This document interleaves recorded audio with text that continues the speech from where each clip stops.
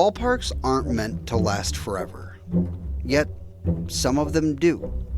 Not in concrete and steel, but in memory. They age much like people do. They fade, they crumble, and they disappear.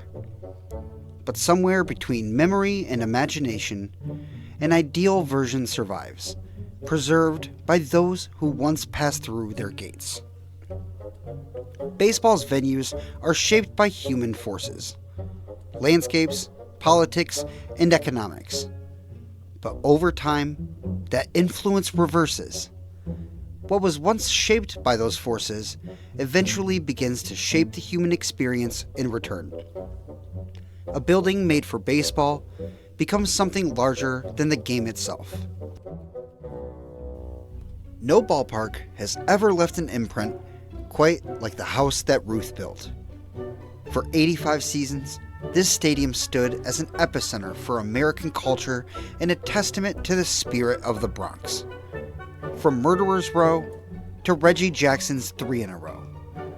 From the luckiest man on the face of the earth to George Bush's perfect strike. Welcome back to The Bad Baseball Fan. Let's explore the mythic history of Yankee Stadium.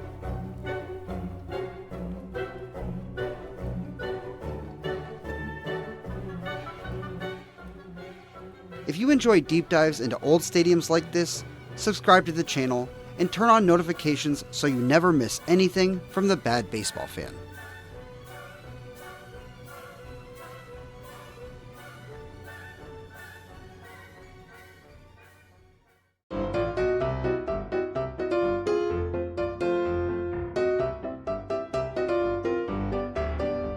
When the 1912 season wrapped up, the New York Highlanders, finishing at 50, 102, and 1, found themselves suddenly homeless.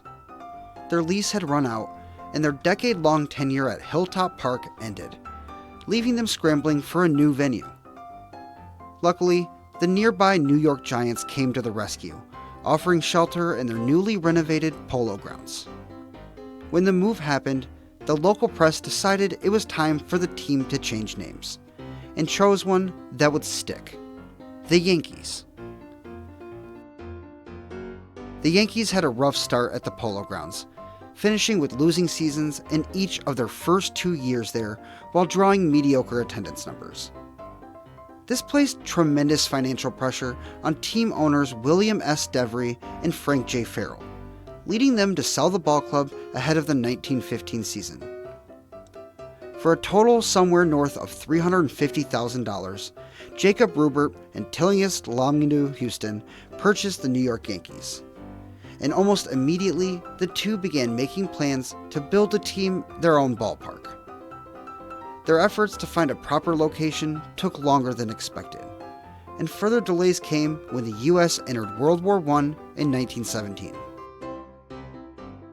Under the stewardship of the new ownership pair, the Yankees' fortunes on the field began to improve. Despite the overall better play, they let manager Bill Donovan go following the 1917 season.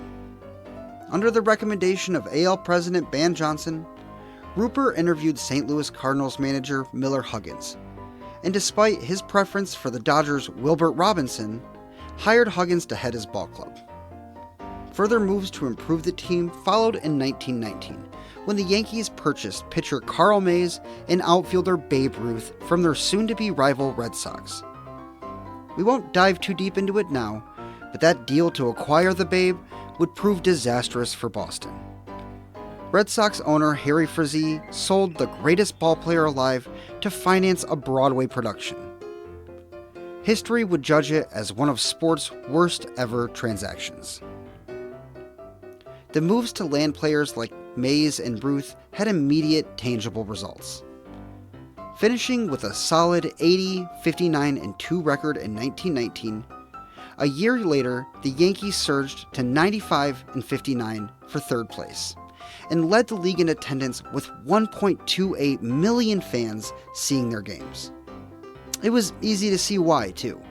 With Babe Ruth making the transition to a full-time outfielder, he nearly doubled his own home run record, smashing 54 for the season. The Giants also led the National League in attendance, but they drew less than 1 million fans, far below the Yankees' nearly 1.3 million. This drove a deep wedge between the two ball clubs, with the Giants, especially manager John McGraw, growing increasingly resentful towards their tenants from the American League. Tensions rose to the point that the Giants served an eviction notice to the Yankees in the middle of the season, claiming they had to vacate following the 1920 campaign. The two sides worked out an agreement to allow the Yankees to stay up for 2 more seasons, but the clock had started ticking.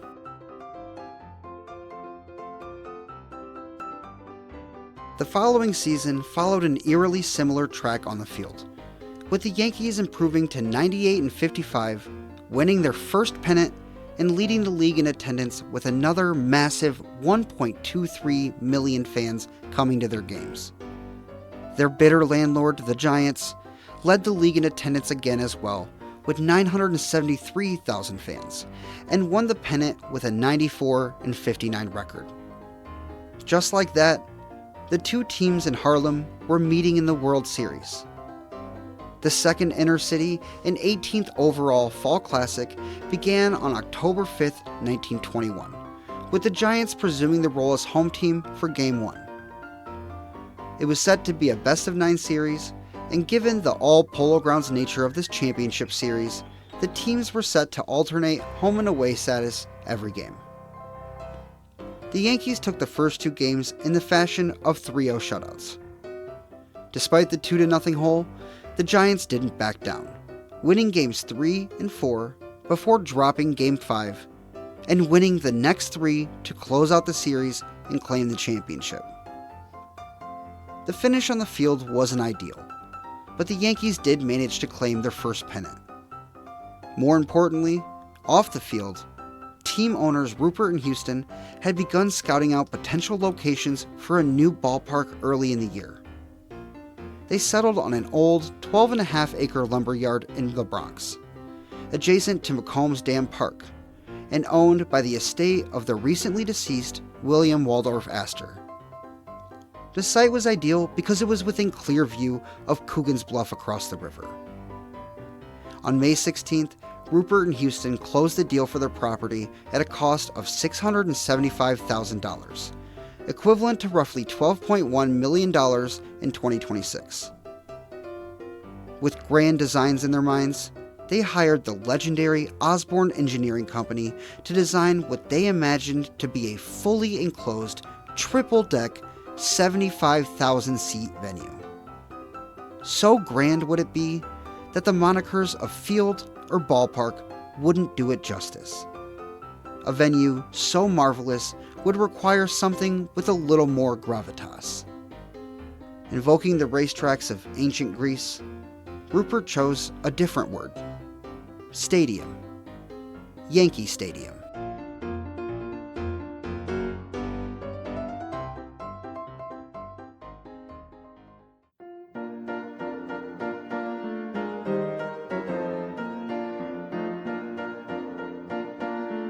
On May 5th, 1922, the Yankees beat the Athletics 5-4 at Shibe Park in Philadelphia to improve their hot start to 13-7.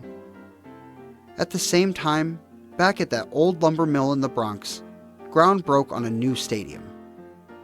Osborne Engineering ended up charging Rupert and Houston $223,000, or roughly $4.4 million in 2026. Several logistical problems caused construction to lag, dealing with labor strikes and supply delays.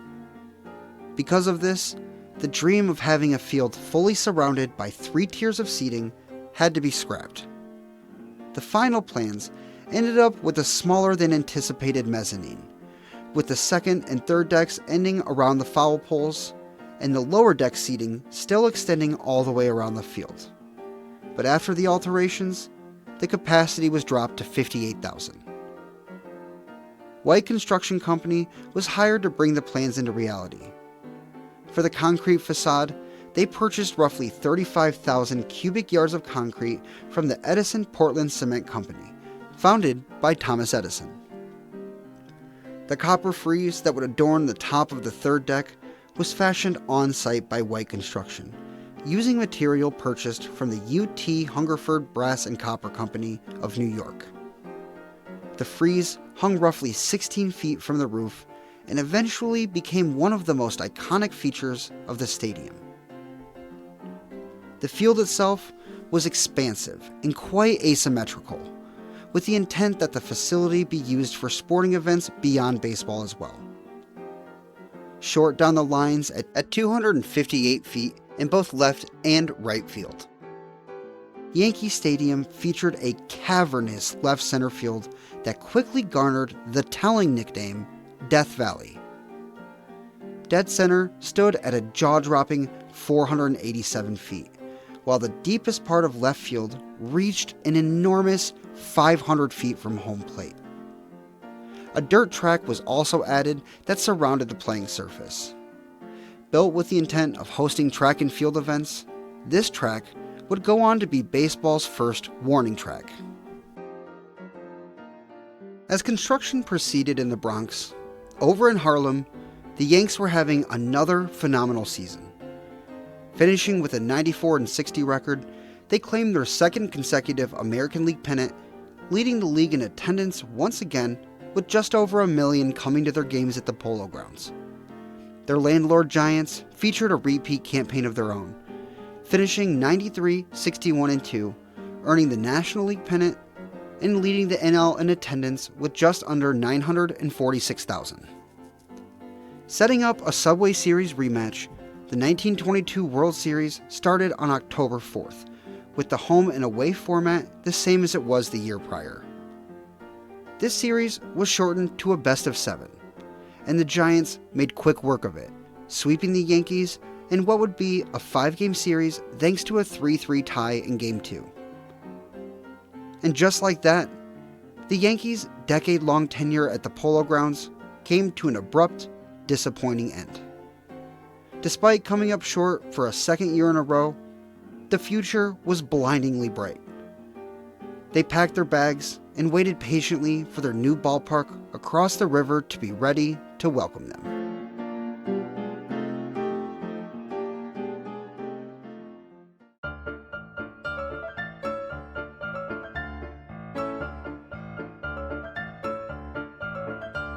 As the spring of 1923 rapidly approached, it was becoming increasingly apparent that the stadium would be ready, but not quite in time for the scheduled beginning of the season. Yankee ownership pleaded with AL President Ban Johnson to push opening day back a week for the league, and he acquiesced. The inaugural game at baseball's grand new venue was scheduled to take place on April 18th against none other than the Boston Red Sox. Speaking of Yankees ownership, Rupert and Houston had not been getting along for a while over a disagreement over the viability of Miller Huggins as manager. Rupert, insisting Huggins was the man for the job, won the argument. And before the season started, Houston sold his shares to Rupert, who became the sole proprietor of the New York Yankees. Houston did stay on to oversee the opening of the stadium, a project he had been working on for years. The inaugural game day was full of tremendous fanfare. Relatively new MLB Commissioner Kennesaw Mountain Landis arrived at the game via a new subway line near the ballpark, while New York Governor Al Smith threw out the first pitch. Even legendary American conductor John Philip Sousa played a role, leading the 7th Regiment Band in the pregame rendition of the Star-Spangled Banner. Official attendance was listed as 74,200, but it's likely that the number was actually around 60,000 instead. Either way, Yankee Stadium's first ballgame obliterated MLB's single-game attendance record of 42,620, set during the 1916 World Series at Fenway Park in Boston. Bob Shockey took the mound for the Yankees, and at 3:30 p.m., he threw out the first pitch in the history of Yankee Stadium. It took until the 4th inning for either team to score, when in the bottom of the inning, Joe Dugan singled the right center to drive in pitcher Bob Shockey. With Dugan on first and Whitey Witt on third, Babe Ruth stepped up to the plate and ripped a home run over to Ruthville, the short porch down the right field line. Some sources have described the home run as a line drive, while others described it as a towering shot. The New York Times referred to it as a savage home run that was the real baptism of Yankee Stadium. Fittingly, it was Ruth who delivered the first blast, in a ballpark soon to be known as the house that Ruth built. Up 4-0, the Yankees wouldn't score again, but they didn't need to. Shockey dominated on the mound, pitching a complete game and allowing a single Red Sox run to cross in the 7th. The day was a resounding success. Amidst all the fanfare, the Yankees defeated their rivals. The Bambino baptized the ballpark against his former team, and the stadium shattered the previous Major League single-game attendance record. An estimated 25,000 more were turned away at the gates. At a total cost of $2.5 million, Yankee Stadium proved with her inaugural game that she would be well worth the investment. It had taken 10 years of eviction notices, humiliation, and ambition. Now, the Yankees had a cathedral, and cathedrals demand champions.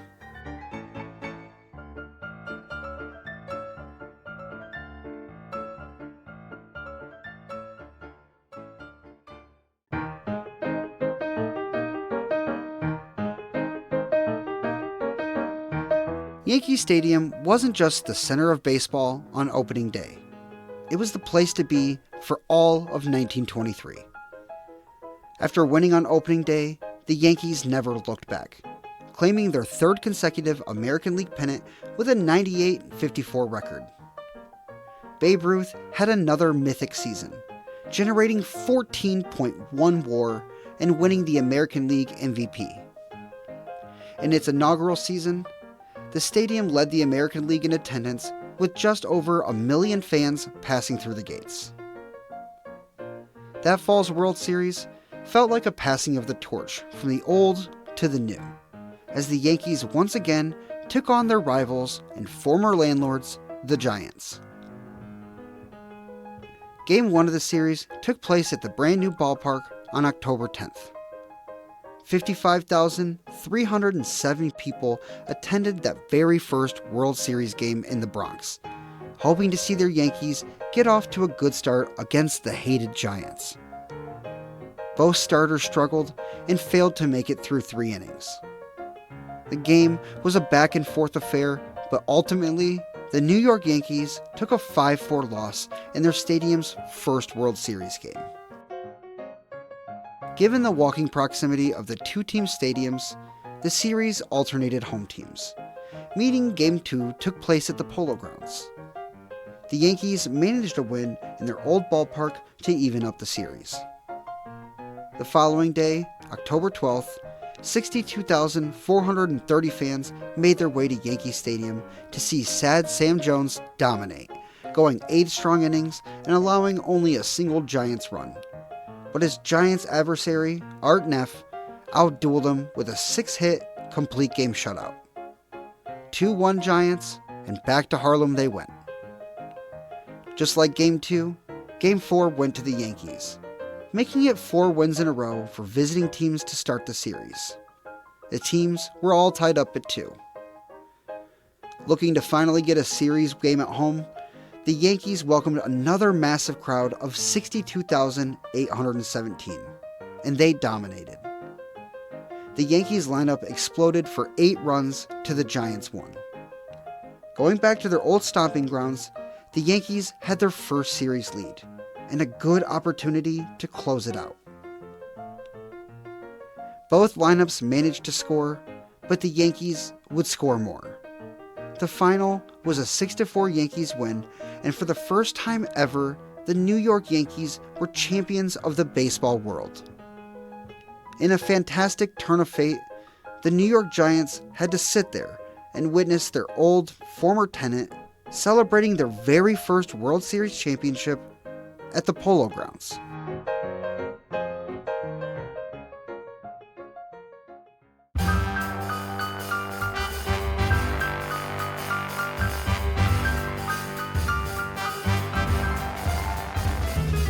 Following their very first championship, Yankee ownership moved the playing field up several feet to avoid an unusual angle that was in play in right field down the line. The team failed to defend its title, taking second in the AL in 1924 before collapsing to 7th place in 1925, largely due to an illness that kept Ruth sidelined for much of the season. The most notable development during those 2 seasons came on June 1st, 1925, when Lou Gehrig was inserted at first base in place of Wally Pipp. This began a streak of 2,130 consecutive games started at first base, earning Gehrig the legendary nickname, the Iron Horse. A revitalized Yankees team reclaimed their AL crown in 1926, after improving their record by 22 wins from the year prior. Finishing out 91-63-1, the Yankees won their 3rd pennant in 5 years at the stadium, in front of a league-leading attendance of just over 1 million fans. Earning a spot in the Fall Classic, they were pitted not against their rival Giants, but rather against a scrappy St. Louis Cardinals team led by player-manager Rogers Hornsby. Game 1 was set for October 2nd, with the American League holding hosting honors for the year. 61,658 fans attended that Game 1, with Herb Pennock pitching for the Yankees and Bill Shirtle for the Cardinals. In a doozy of a game, Pennock tossed a 1-run complete game to give the Yankees the win. The next day, Urban Shocker took the ball for the Yankees, looking to extend the series lead. Facing off against baseball legend Grover Cleveland Alexander, Shocker had a rough outing, ultimately allowing Alexander and the Cards to get the better of him. As the series took a day off to travel to St. Louis, it was all tied up at 1 apiece. On the road, the Yankees struggled in Game 3, falling victim to a 4-0 shutout. Game 4 saw the Yankee bats wake up, smacking the Cardinals around to win the game 10-5 and tie the series up at 2. Both teams looked to get an edge in the final game in St. Louis. Game 1 starters Herb Pennock and Bill Shirtle started Game 5 and went the distance. After 9 innings, just like the series, the game was all tied at 2. Both pitchers started the 10th, with the Yankees getting a run over to win the game and take a threatening 3-2 series lead as they moved back to New York. Back at Yankee Stadium, the Yankees were thoroughly outplayed. Yankee pitcher Bob Shockey was blown up by the Cardinals, who won the game 10-2. With that dominant performance, the Cards evened up the series, setting up a winner-take-all Game 7. The next day, a slightly smaller crowd passed through the gates of Yankee Stadium, fingers crossed for a Yankees win. With their hopes on his shoulders, Waite Hoyt took the mound for the Yankees, facing off against Jesse Haynes. Both pitchers pitched well. Ultimately, Haynes got the upper hand, allowing only 2 Yankees runs across 9 innings, while his offense managed a 3-spot in the 4th. The score held, and the Cardinals celebrated their championship in front of a stunned Yankees crowd. In a building built for coronations, the Cardinals staged an execution for the Yankees fans to witness. In its 5th full season, Yankee Stadium hosted what many still call the greatest team ever assembled. The 1927 Yankees finished the year with a 110-44-1 record, winning their 2nd consecutive pennant by a jaw-dropping 19 games over the 2nd-place Philadelphia Athletics. They finished the year with a run differential of plus 371, outscoring opponents by more than 2 runs per game. Both Ruth and Gehrig had one of the best respective seasons of their mythic careers. Ruth broke his own home run record, again, launching 60 of them throughout the season, while also generating a staggering .486 on-base percentage. Gehrig himself smashed 47 home runs, and drove in an incredible 173 runs. Finishing out with 11.9 wins above replacement, Lou Gehrig was voted as the league's MVP. Ruth was ineligible for the vote, as at the time, previous winners could not win again. That unbelievable production led attendance to increase to 1.16 million fans, and earned the team yet another shot at the World Series, this time against a great Pittsburgh Pirates squad. Regardless of how great the Bucs were, though, they were never going to be a match for the absolute machine they had to face in the Fall Classic. Games 1 and 2 were played at Forbes Field, with the Yankees unsurprisingly taking both games. As the series pivoted to New York, the Yankees were in the driver's seat.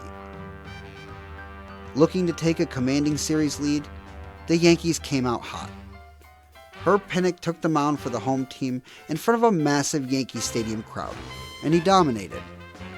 Throwing a complete game, Pennock only allowed 3 hits and a single run in the 8th, while his offense exploded for 8 runs to thrill the crowd and put the Yankees on the precipice of their second championship. 57,909 attended Game 4 at Yankee Stadium.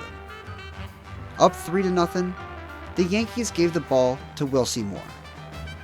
Going the distance, Moore allowed 10 hits but only allowed 3 runs. His Pirates counterpart, Carmen Hill, lasted 6 innings, giving up 3 runs himself. His replacement, Pittsburgh native Johnny Miljuice, got into trouble in the 9th. With Earl Combs on third, Miljuice threw a wild pitch.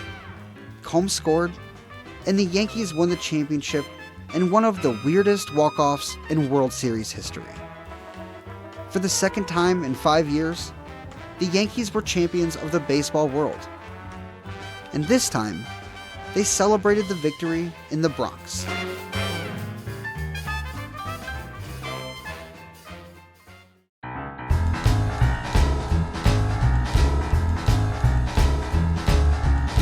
Following that historic season, the Yankees ownership, tired of turning people away at the gates, decided to give the ballpark its first renovation.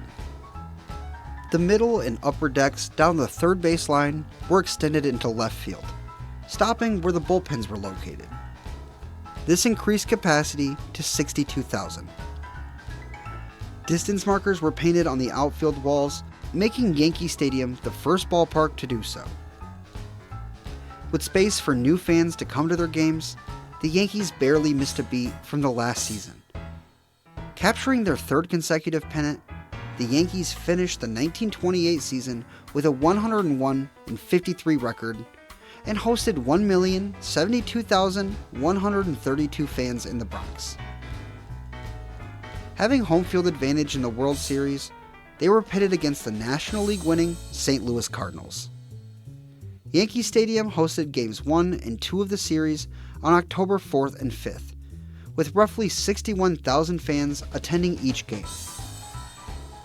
Even more so than in 1927, the Yankees dominated this series. Game 1 was dominated by Waite Hoyt, who went the distance and only allowed a single run. The Yankees' offense posted 4 runs themselves, 3 of which came against starter Bill Shirtle. The next day, the Yankees' bats exploded, scoring 3 in the first, 1 in the second, and 4 in the third. They added 1 more in the 7th to round out a dominant 9-3 win, establishing a commanding 2-0 series lead. Pivoting to St. Louis for the next 2 games, things didn't go much better for the Cardinals. Both games finished with a 7-3 Yankees win, sealing the championship once again and avenging their painful 7-game loss in the 1926 World Series. The Yankees failed to defend their title in 1929, finishing the season with an 88-66 record and in second place in the junior circuit. They led the league in attendance again with over 960,000 fans visiting Yankee Stadium. But the theme of the year was off-the-field tragedy. First, on May 19th, During a rain delay against the Red Sox, as fans made their way to the exits, the overcrowded passageways created a deadly crush, killing 2 and injuring 62 more. Owner Jacob Ruppert had previously allowed attendance to exceed official capacity. Following this disaster, that policy was revised. Then, later in the season, on September 20th, manager Miller Huggins fell ill with a bacterial infection that was then exacerbated by the flu. 5 days later, he died at the age of 51. American League games scheduled for September 27th were canceled in honor of Huggins. In the middle of a season, in the middle of a championship defense, their manager was gone. Distraught, the team fumbled to a 6-5 record to finish the season with interim manager Art Fletcher. Bob Shockey was installed as manager in 1930, leading the Yankees to a third-place finish before being replaced by Joe McCarthy in 1931. McCarthy would hold down the role for the next 15 years. In his first season at the helm, he improved the Yankees' overall record from 86 wins to 94 wins, finishing in second place. He followed that up in 1932 by leading the Yankees to their 7th American League pennant. Finishing with 107 wins, they captured that pennant by 13 games over the A's. Yankee Stadium welcomed over 960,000 fans again, leading the American League in attendance. Earlier in the season, on May 30th, the Yankees honored deceased manager Miller Huggins with a monument that they erected in center field, the very beginning of Monument Park. Earning a spot in that year's Fall Classic, they were pitted against the National League champion Chicago Cubs. The Yanks had home field advantage and hosted Game 1 on September 28th in front of 41,459.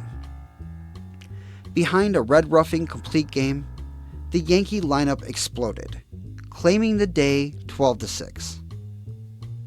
The next day, 50,709 fans passed through the turnstiles of Yankee Stadium to witness their team win the game 5-2 behind another complete game effort, this time by Lefty Gomez. With a day off for travel to Chicago, the series was picked back up at Wrigley Field on October 1st. Despite the change in scenery, the end result was the same, with the Yankees taking a 7-5 win on the road and extending their series lead to 3-0. Needing just one more win for the championship, the Yankees' bats refused to be denied, exploding for 13 runs against the Cubs' 6. The celebration began both on the field at Wrigley and back home in the Bronx, as the Yankees had captured their 4th championship.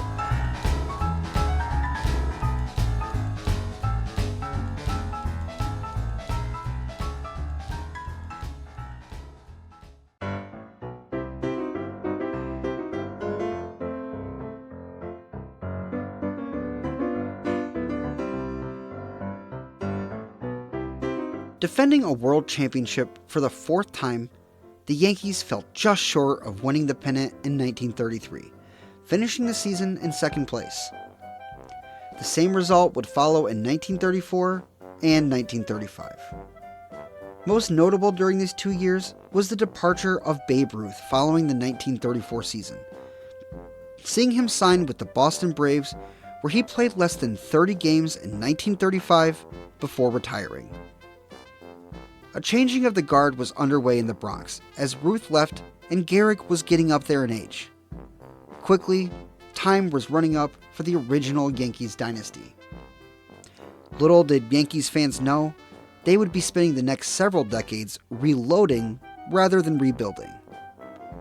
Around the time that Ruth left for the team, Yankees scouts signed a 20-year-old ballplayer from the San Francisco Seals out of the Pacific Coast League, named Joe DiMaggio. DiMaggio would spend one more season with the Seals, batting .398 and winning league MVP, before heading to New York to become a Yankee. DiMaggio barely missed a beat once he got to New York, batting .323 and hitting 29 home runs as a rookie. That 1936 season also witnessed Lou Gehrig smash 49 home runs, winning the AL MVP, and leading the Yankees to return to their pennant-winning form. In a dominant campaign, they won the American League by a whopping 19.5 games over the Tigers, and earned a spot in the World Series against their old rivals, the Giants. 976,913 fans attended games at Yankee Stadium, leading the American League. The Giants had home field advantage for the series, hosting Game 1 at the Polo Grounds on September 30th. Giants ace Carl Hubbell hurled a one-run complete game, leading the Giants to a 6-1 win. The next day, the Yankees lineup exploded, easily claiming Game 2 by a score of 18-4. The series pivoted to Yankee Stadium with no day off for travel, as the two ballparks were so close. 64,842 fans attended that third World Series game on October 3rd. This game was tight, with the Giants' Freddie Fitzsimmons allowing only 2 runs across 8 innings, while a combination of Bump Hadley and Pat Malone only allowed a single Giants run to score, claiming the day for the Yankees 2-1. An even larger crowd of 66,669 fans entered Yankee Stadium for Game 4, seeing their Yankees win 5-2 behind a complete game performance by Monty Pearson. Up 3-1 with a chance to clinch at home, the Yankees sent out Red Ruffing in front of 50,024 fans. Ruffing made it 6 innings, giving up 4 runs in the process, while his counterpart, Hal Schumacher, also allowed 4 runs across 9 regulation innings. All tied up at 4, the game went to the 10th, where Yankees reliever Pat Malone allowed a run across. Schumacher, working his 10th inning on the mound, shut the Yankees down and kept the Giants alive in the series. The following day at the Polo Grounds, the Yankees would refuse to be denied. Carrying a 6-5 lead into the top of the 9th, they exploded for 7 runs to finish out the series with a 13-5 thrashing of the Giants. Once again, on the very field they used to call home, the Yankees were celebrating a championship. During the offseason, Yankee Stadium had its wooden outfield bleachers removed and replaced with more durable concrete ones. This cut down on the distance in Death Valley to 461 feet at the deepest point.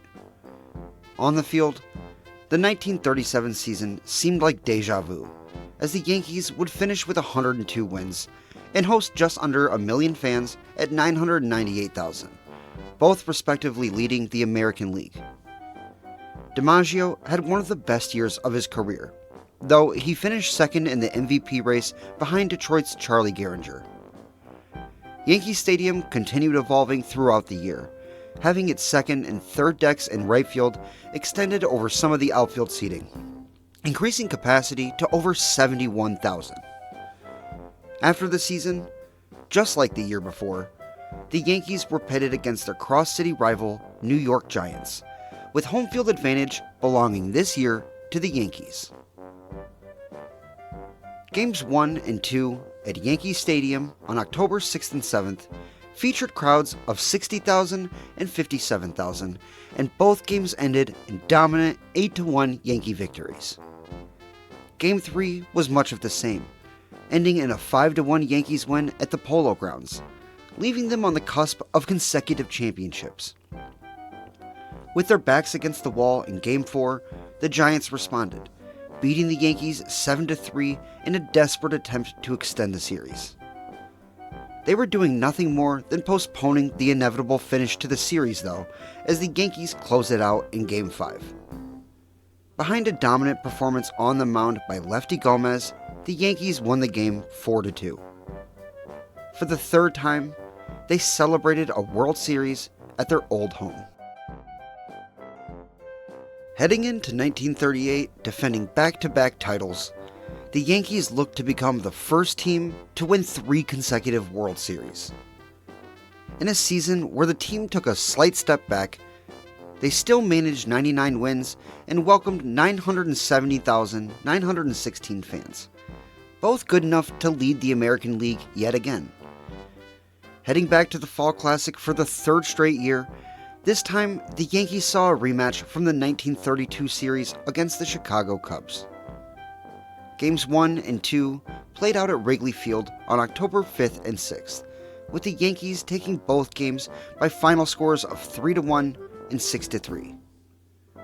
2 days later, on October 8th, 55,236 fans shuffled through the turnstiles of Yankee Stadium to see the Yankees win the game 5-2 and claim a commanding 3-0 series lead. The next day, an even larger crowd of nearly 60,000 fans packed into Yankee Stadium hoping to see the Yankees make history. And they did not disappoint. Beating down the visiting Cubs 8-3, they did indeed make history, becoming Major League Baseball's first back-to-back-to-back World Series champions.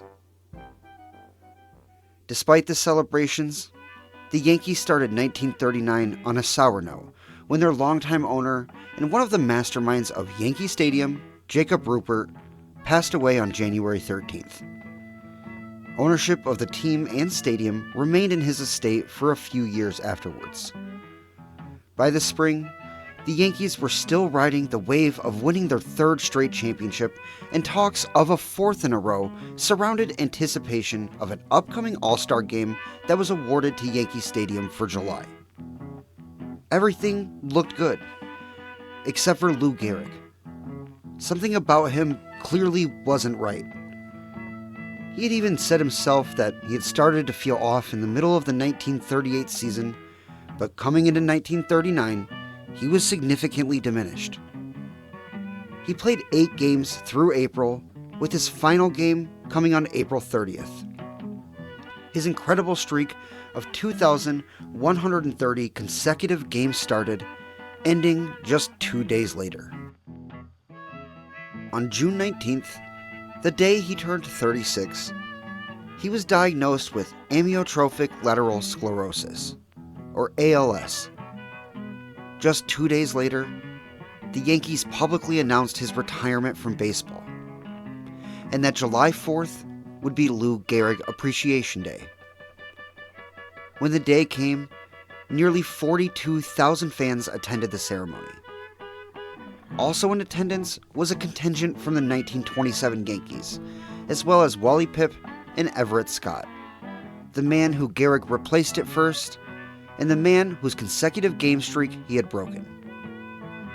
Mayor LaGuardia gave a speech, as well as Gehrig, in which he proclaimed, "Today, I consider myself the luckiest man on the face of the earth." With those words, and many more, the Iron Horse said farewell to baseball. The stadium that had watched him become immortal now watched him say goodbye.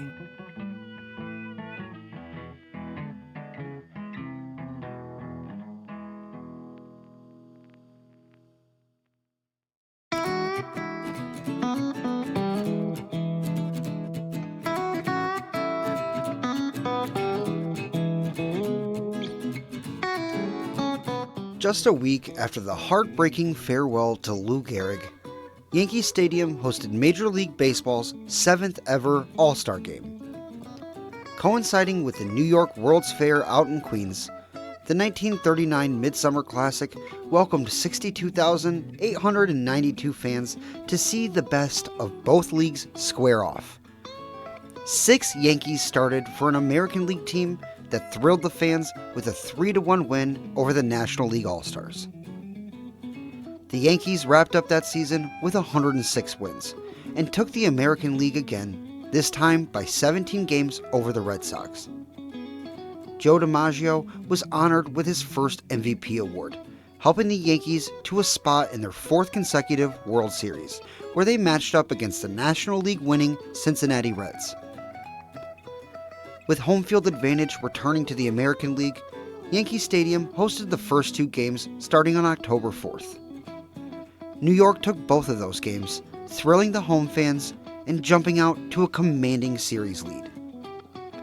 The series picked up 2 days later on October 7th at Crosley Field, where the Yankees didn't miss a beat, shutting out the hosting Reds 4-0 and extending the series lead to 3-0. They returned the next day looking to close out their 4th consecutive championship. Down 4-2 in the top of the 9th inning, a couple of clutch hits and a key error by the Reds shortstop Billy Myers led to 2 Yankees runs to tie the game up and send it to extra innings. Having seized the momentum, the 3-time defending champions scored 3 in the top of the 10th and closed the game out in the bottom of the inning. A clean 4-0 sweep to extend the record championship streak to 4, establishing a streak of dominance never seen before. The Yankees looked to defend their 4 in a row in 1940, but for the first time since 1935, they failed to win the pennant, finishing 3rd. That appeared to be nothing more than a speed bump, as the pennant returned to the Bronx in 1941 behind a 101-win season, putting them 17 games above the Red Sox. Yankee Stadium led the league in attendance, with fans witnessing one of the most eventful seasons Yankee Stadium would ever host. Pennant winning aside, the fans there were treated to Joe DiMaggio's 56-game hit streak, an effort that lasted more than 2 months, establishing a record that is likely to never be broken and all but guaranteeing DiMaggio the American League MVP for the 2nd time. On a darker note, Yankee legend Lou Gehrig lost his battle with ALS, passing away in the late evening of June 2nd. A little more than a month later, the Yankees hosted a monument ceremony for Gehrig on July 6th, where his monument was unveiled next to that of Miller Huggins in the deepest part of center field. Through both great success and terrible tragedy, Yankee Stadium was beginning to build a real mythos. The Yankees pennant in 1941 matched them up against the National League winning Brooklyn Dodgers. This was the first time the 2 franchises would face off in the Fall Classic, a matchup that would go on to be the most frequently occurring in World Series history. The series began on October 1st in the Bronx, with the Yankees taking Game 1 and the Dodgers taking Game 2, both games ending in 3-2 finals.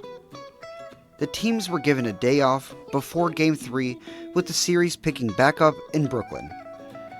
The Yankees took Game 3 2-1 and Game 4 by a score of 7-4, taking a commanding 3-1 series lead over their crosstown rivals. Game 5 was on the next day, October 6th, with the Dodgers looking to take just 1 game at Ebbets Field and send the series back to the Bronx.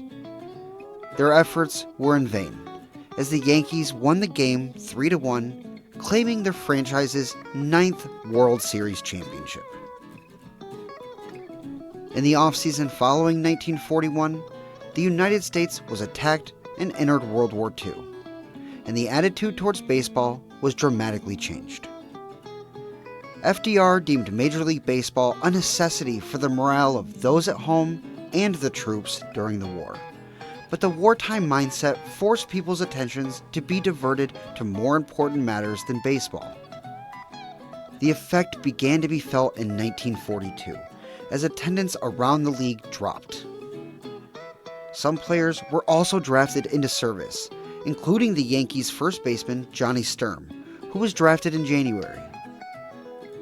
Despite the existential pressure, baseball marched on, and the Yankees had another unbelievable season, winning 103 games along with the American League pennant by 9 games over the Red Sox. Yankee Stadium once again led the junior circuit in attendance, and second baseman Joe Gordon was named that year's AL MVP.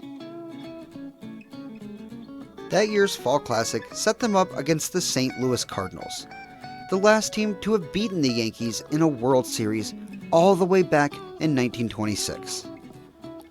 With the depth of playoff experience that the Yankees had, expectations were for them to dominate the series. But the task was tougher than expected. The teams split the first 2 games in St. Louis before a day off took place as they pivoted to New York. The Yankees looked to take control of the series at home, but their bats fell silent in Game 3, losing 2-0.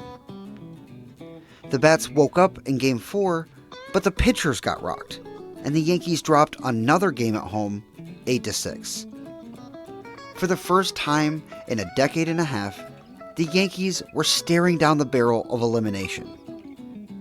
69,000 people went to Game 5 in New York, praying that their Yankees could keep the season alive. But it was to no avail. A 2-2 game was carried to the 9th, but the Cards scored 2 runs and closed the series out on the road. For the first time in 16 years, and to the same team, the New York Yankees had fallen short in the World Series.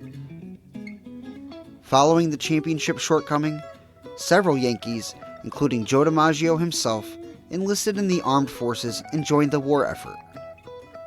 The Yankees scrambled to fill the holes left behind by the departing players, and suddenly, the 1943 season was a complete uncertainty for the ball club. The war was reshaping the country, and even baseball's greatest cathedral could feel it. For the first time since its gates opened, Yankee Stadium would have to learn how to survive without its stars. Naturally, it didn't just survive, it thrived.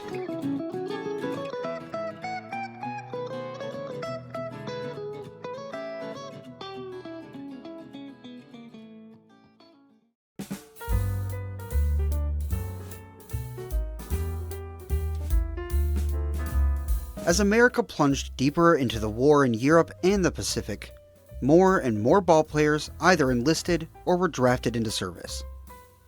Heading into the 1943 season, the Yankees had to retool quickly, and they did just that.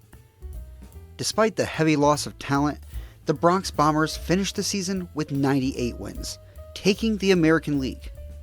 Star pitcher Spud Chandler won the MVP that season, giving the Yankees 3 in a row.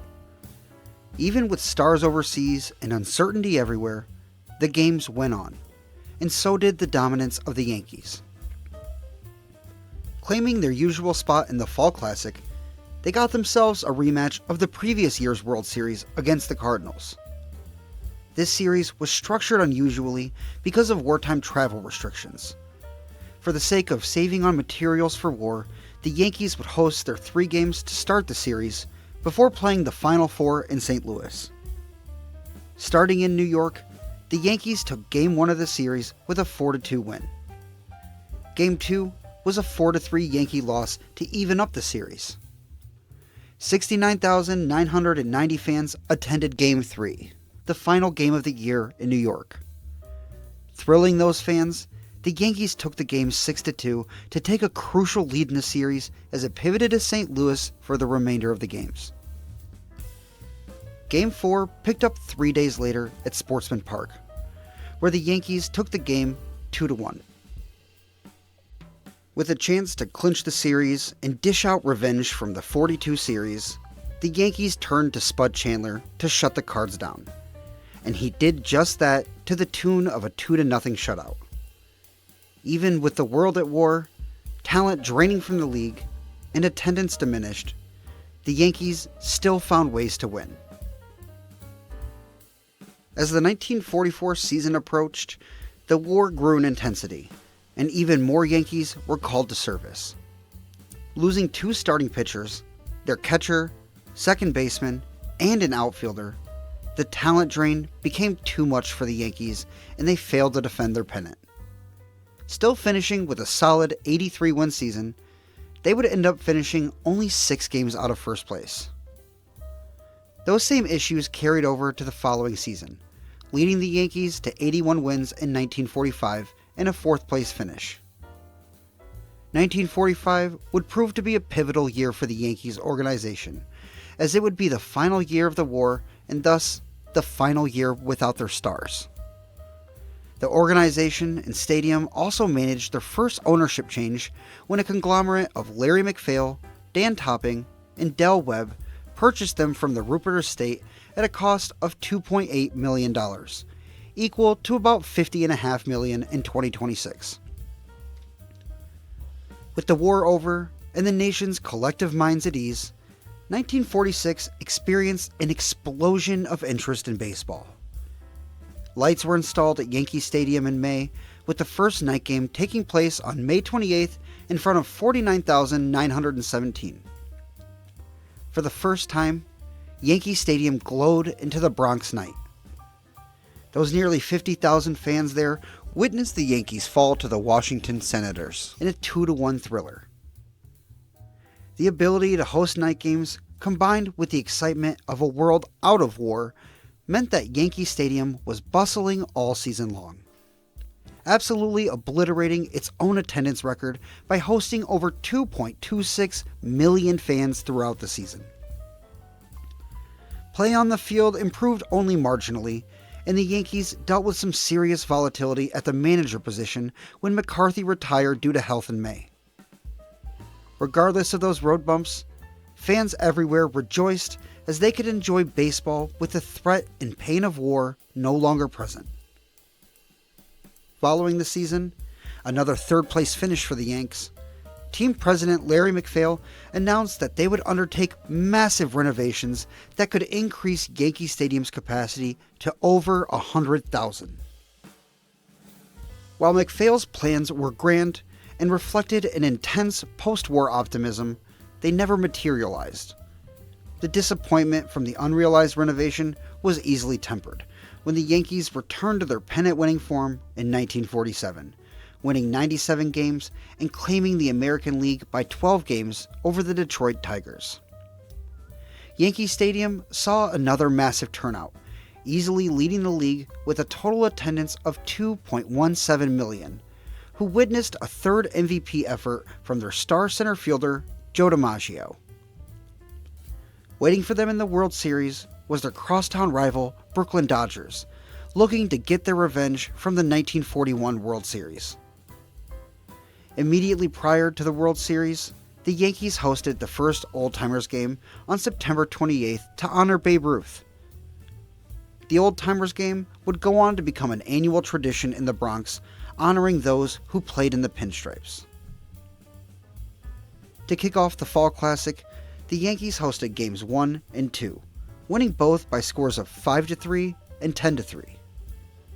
The Dodgers won a high-scoring affair in Game 3 by a run, then followed that up with another one-run win in Game 4 to even the series.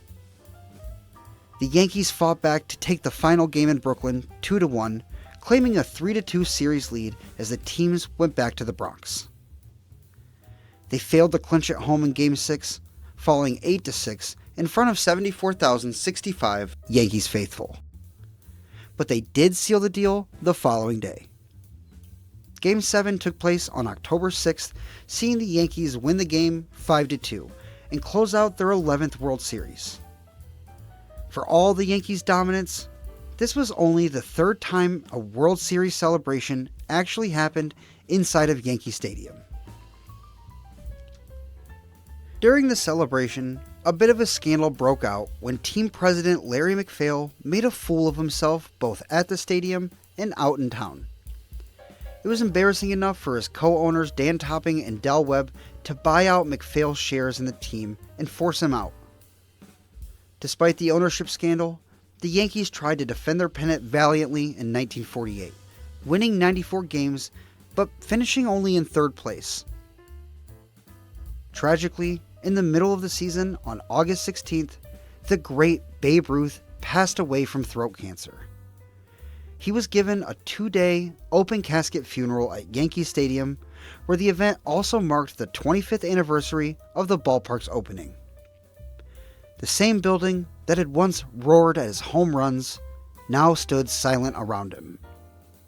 The man who was the reason Yankee Stadium existed was gone. Regardless of the solid season, the finish was disappointing enough for Topping and Webb to relieve Yankees manager Bucky Harris of his duties and replace him with Casey Stengel. Stengel immediately returned the Yankees to dominance, finishing out his first season with a 97, 57, and 1 record and an American League pennant for the 16th time.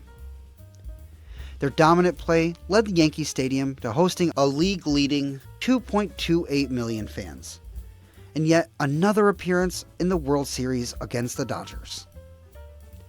Early in the season, on April 19th, the Yankees world paused for a tribute as Yankee Stadium hosted a monument ceremony for Babe Ruth, erecting his monument beside those of his manager and his teammate, to be immortalized for eternity, and standing as a reminder to the enduring dominance of Yankees baseball.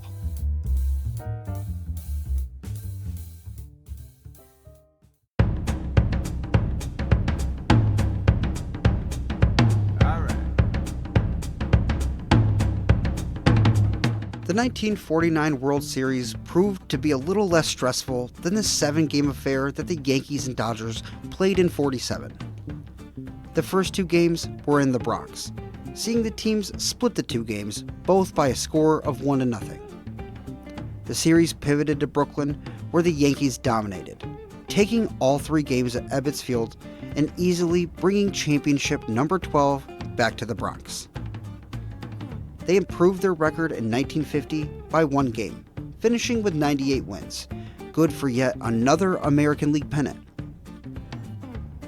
This time, it was a little closer, with the Yankees finishing only 3 games ahead of the Tigers. Fans at Yankee Stadium were treated to yet another MVP performance, this time by shortstop Phil Rizzuto. At the end of the season, they met a new foe in the World Series, the National League winning Philadelphia Phillies. The Phillies were a good team in 1950, winning 91 games, but they were no match for the machine that was the New York Yankees. The games were all close, but the Yankees took the series in a sweep. Games 1 and 2 were in Philadelphia, with the Yankees winning 2 close games 1-0 and 2-1. Back in New York, they claimed another 1-run win 3-2, before closing the series out 5-2 in Game 4 and initiating only their 5th World Series celebration at home. The 1951 season felt different from the start, because 1951 was both a beginning and an ending. That spring, a young public address announcer named Bob Shepard was hired to work games in the Bronx. His voice, precise, resonant, and reverent, would soon become inseparable from the identity of Yankee Stadium. Decades later, he would be called the Voice of God. But in 1951, he was simply a man who made the announcements. Joe DiMaggio, the wartime morale booster, the 56-game hit streak legend, the quiet icon, was entering what would be his final season. And right there to take his place was Mickey Mantle, a 19-year-old switch hitter from Oklahoma playing out his rookie year. The facade was the same, the stadium, the field, the uniforms, the winning. The only thing that seemed to change were the names of the men doing it. The Yankees once again won 98 games. Third baseman Gil McDougald won the Rookie of the Year, and the team captured the pennant by 5 games over Cleveland. It was their 3rd straight and 18th overall pennant. Attendance remained robust, as just under 2 million fans filled Yankee Stadium throughout the summer, and their spunky catcher, Yogi Berra, was awarded the American League MVP. In the Yankees' 18th appearance in the World Series, this was the 6th time that they were matched up with their old rivals, the Giants. Yankee Stadium was the site for Game 1 on October 4th, where the Yankees left their fans disappointed after a 5-1 Giants win. Revenge was had the next day as the Yankees evened the series with a 3-1 final. As was customary when these two met in the series, there was no days off for travel due to the proximity of the stadiums. Games 3 and 4 both ended with scores of 6-2, with the Giants taking the former and the Yankees winning the latter. Another Yankees win ensued behind an offensive explosion in Game 5, 13-1, before the series moved back to Yankee Stadium, with the Yankees on the verge of their second ever three-peat. 61,711 fans filed into Yankee Stadium on October 10, 1951, in the hopes of seeing the Yankees celebrate another championship. And they did just that. In a game that wasn't as close as its final score, the Yankees won 4-3 and clinched their franchise's 14th title. In what would be the final Subway Series between the Giants and Yankees, the Yankees claimed permanent bragging rights, and on the same field that paid its respects to both Ruth and Gehrig, DiMaggio said goodbye as a champion.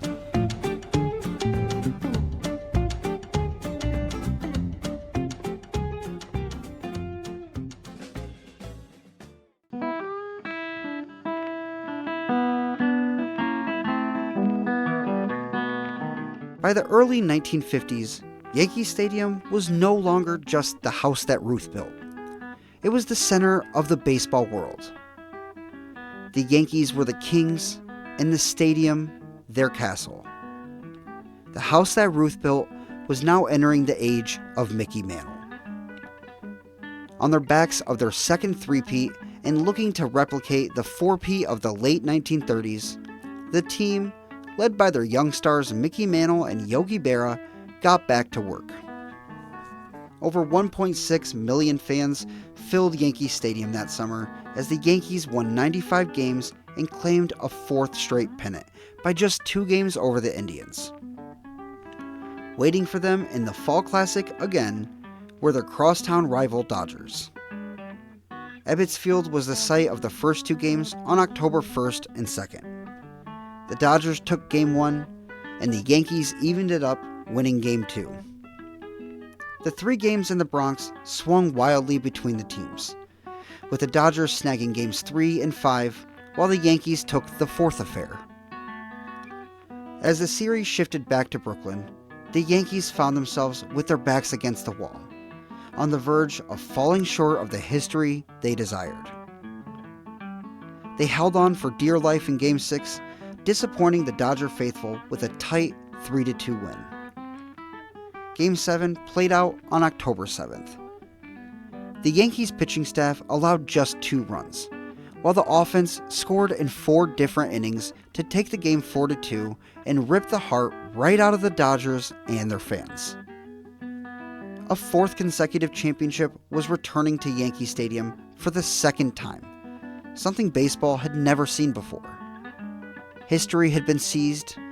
The 1952 Yankees would forever be known as the 2nd team to ever four-peat. The mood in the Bronx quickly went from celebratory to focused, as they realized they had an opportunity to win a record-setting 5th consecutive World Series. As reliable as clockwork, the Yankees cruised to a 99-win season, taking their 20th American League pennant by 8.5 games over the Indians. The Yankees once again led the league in attendance, though it dipped slightly to 1.53 million fans. Waiting for them in the World Series for the 4th time in 8 years were the Dodgers. A packed Yankee Stadium hosted Game 1 on September 30th, seeing the Yankees win 9-5. The following afternoon, the Yankees won 4-2, jumping out to a commanding 2-0 series lead.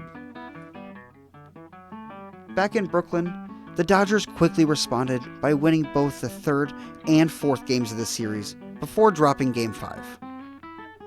The series pivoted back to the Bronx, with the Yankees just a win away from securing a historic run of dominance. Hoping to see that monumental win, a packed Yankee Stadium cheered on their ball club. With the score tied 3-3 in the 9th, second baseman Billy Martin singled to center and scored Hank Bauer, walking off the World Series and giving the Yankees an inconceivable 5th consecutive championship. The mighty dynasty of the 1930s wasn't just matched, it was surpassed. No other franchise has ever even come close to winning 5 straight World Series. The Yankees were so dominant that the thrill of playing in the World Series was beginning to lose its shine, just like the copper frieze at Yankee Stadium.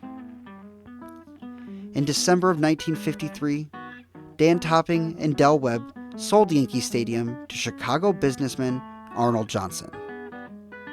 After Johnson purchased Yankee Stadium, he then sold the land underneath it to the Knights of Columbus, while the Yankees continued operating the ballpark under lease.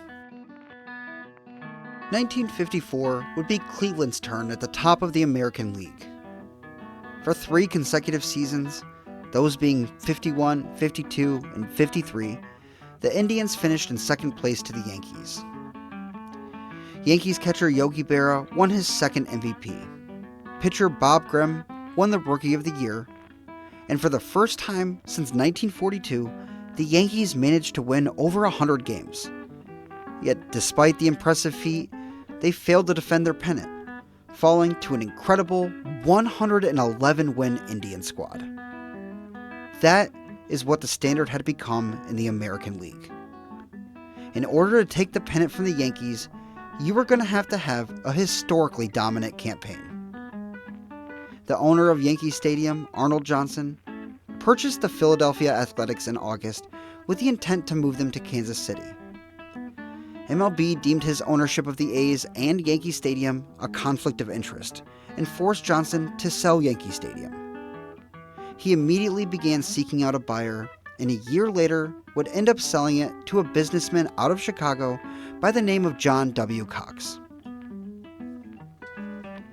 Ironically, a 96-win season in 1955 was good enough to reclaim their top spot in the league.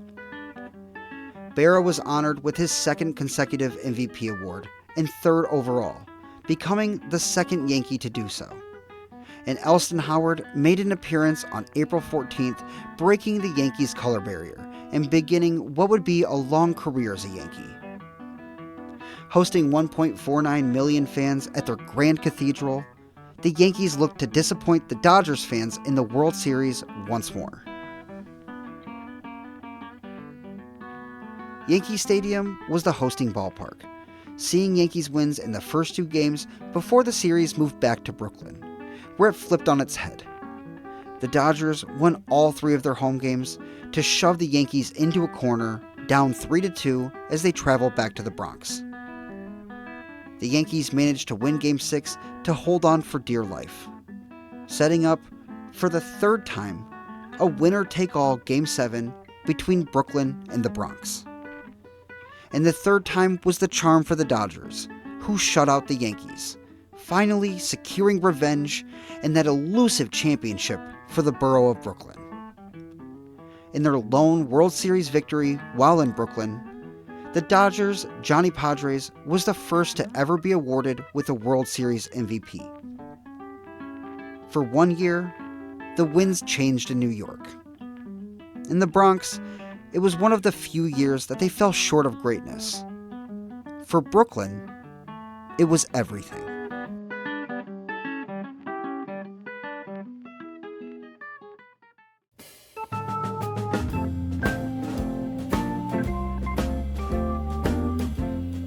The heartbreak of falling short to the Dodgers stuck with the men in pinstripes. The World Series was theirs, and they were on a mission to reclaim it. Mickey Mantle exploded for 52 home runs and a .353 average, earning the first MVP of his illustrious career.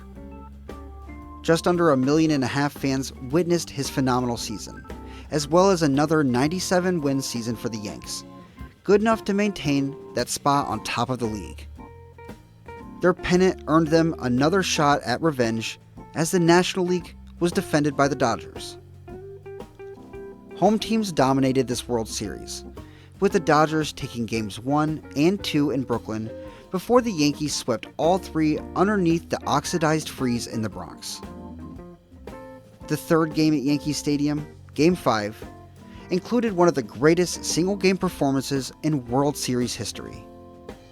Yankees righty Don Larson took the mound that day in front of over 64,000 fans and proceeded to sit down all 27 Dodgers batters he faced. It was only the 6th perfect game in Major League history, and the first in 33 years. To this day, it is the only perfect game ever pitched in postseason history. After striking out Dale Mitchell looking to end the game, 70,000 fans stood frozen in disbelief before erupting at the feet. Yogi Berra ran from behind the plate and leapt into Larson's arms, creating one of the greatest images in the history of the sport. Despite the demoralizing dominance of Larson in Game 5, the Dodgers responded with a 10-inning, 1-0 thriller to keep their hopes afloat. But the Yankees scuttled those hopes the next day with a 9-0 thumping in Brooklyn. Don Larson was given the series MVP, and just like with the Giants, the final World Series between Brooklyn and the Bronx was claimed by the Yankees. The 1957 season at Yankee Stadium was a near replica of the year before, with the Yankees winning one more game and hosting 6,000 more fans than in 1956. Superstar center fielder Mickey Mantle was honored with his second consecutive AL Most Valuable Player. Utility player Tony Kubek won the Rookie of the Year, and the ball club cruised their way back to an American League pennant. Meeting a new foe in the World Series, this time they matched up with the Milwaukee Braves. With the American League hosting the series that year, Games 1 and 2 were in the Bronx with the teams splitting them, before the Braves would take 2 out of 3 at County Stadium in Milwaukee. Back in New York, the Bronx Bombers held on in Game 6 to find themselves in yet another World Series Game 7. Over 61,000 fans attended that winner-take-all game, only to watch the Yankees fall silent at the plate. The stadium fell silent too, as the Braves celebrated on the now legendary field. Following the season, both the Dodgers and the Giants moved out west. New York's other baseball cathedrals had been abandoned, leaving Yankee Stadium both a literal and symbolic monolith.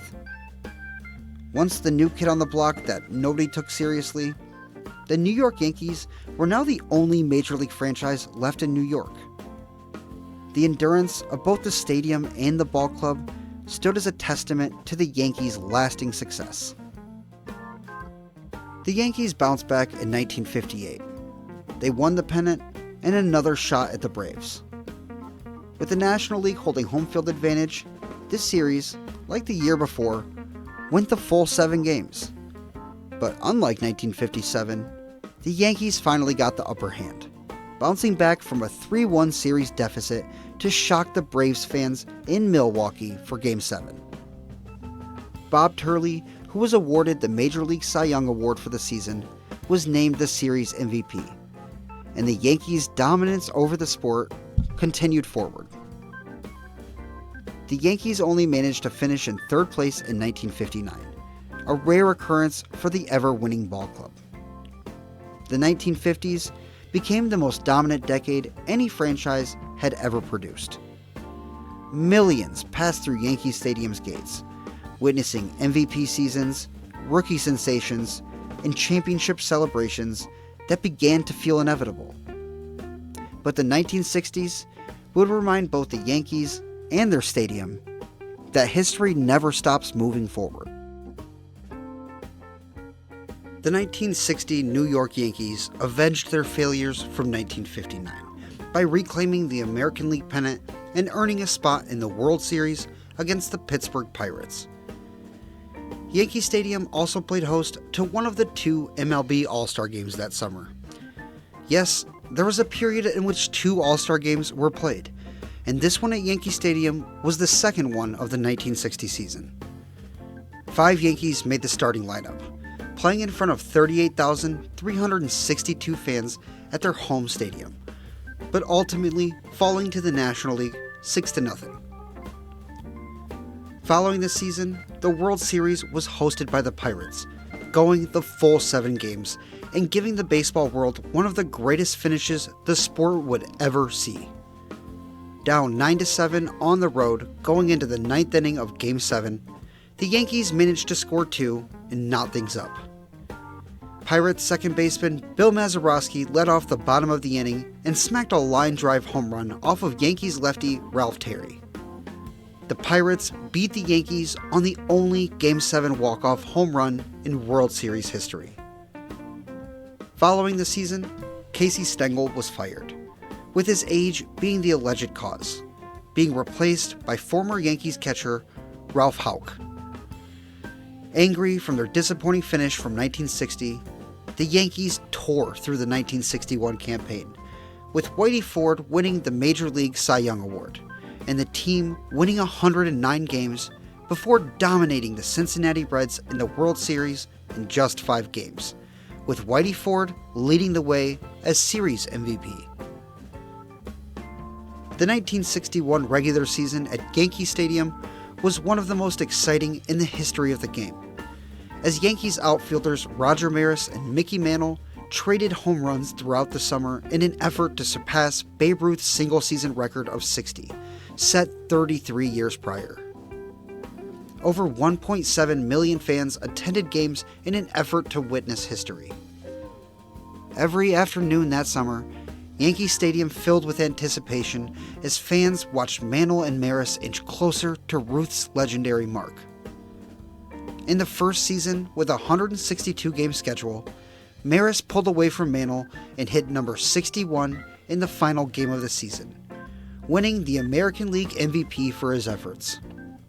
Once the stage for Ruth's mythic 59 and 60 home run seasons, Yankee Stadium was once again the host of a historic home run chase. Another dominant season ensued in 1962, culminating in 104 wins, a Rookie of the Year for shortstop Tom Tresh, a third MVP for superstar Mickey Mantle, and another American League pennant, earning the Yankees a crack at their old rivals, the Giants, now based in San Francisco. This series ended up being a classic, with the Yankees taking Game 1 and the two teams proceeding to trade wins for the duration of the series. It all culminated in a 1-0 pitchers duel in San Francisco, ending with second baseman Bobby Richardson barely snagging a line drive from Willie McCovey with runners on second and third. A dramatic end to a rivalry renewed, culminating with the Yankees celebrating their franchise's 20th World Series championship.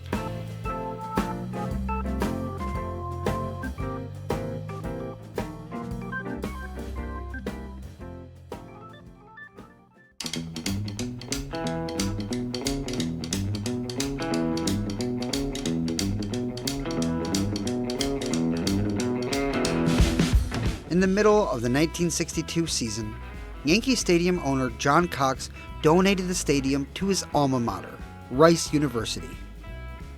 Rice didn't own the stadium in perpetuity, as when the 28-year lease between the Knights of Columbus and the Yankees ran out, the stadium's ownership was set to return to the Knights of Columbus. The convoluted arrangement meant that when the Yankees brought their unprecedented 20th championship home, they returned to a stadium owned by Texans. Coming off of back-to-back championships yet again, Yankee Stadium raised a 4th consecutive American League pennant in 1963. Leading the team back to the World Series was Elston Howard, who was awarded the AL MVP. The Yankees' World Series opponent, just like the year before, was an old crosstown rival. This time, it was the Dodgers, who were now out of Los Angeles. For the first time in their storied history at Yankee Stadium, the Yankees were entirely outmatched in the Fall Classic. The writing was on the wall when the Dodgers took the first 2 games in New York, and they closed the deal with a pair of 1-run wins over the Yankees back in Los Angeles. For the first time since the Yankees were tenants at the Polo Grounds, they were swept in a World Series. The Yankees took the defeat in stride, picking up their 5th straight American League pennant in 1964, though this time only barely fighting off the White Sox by a game. Manager Ralph Houck transitioned to a new role as general manager, and Yogi Berra, who retired following the 1963 season, took the helm as manager. They met an old foe in the World Series, the St. Louis Cardinals. The teams played tug-of-war with the series lead, culminating in a Game 7 in St. Louis on October 15th.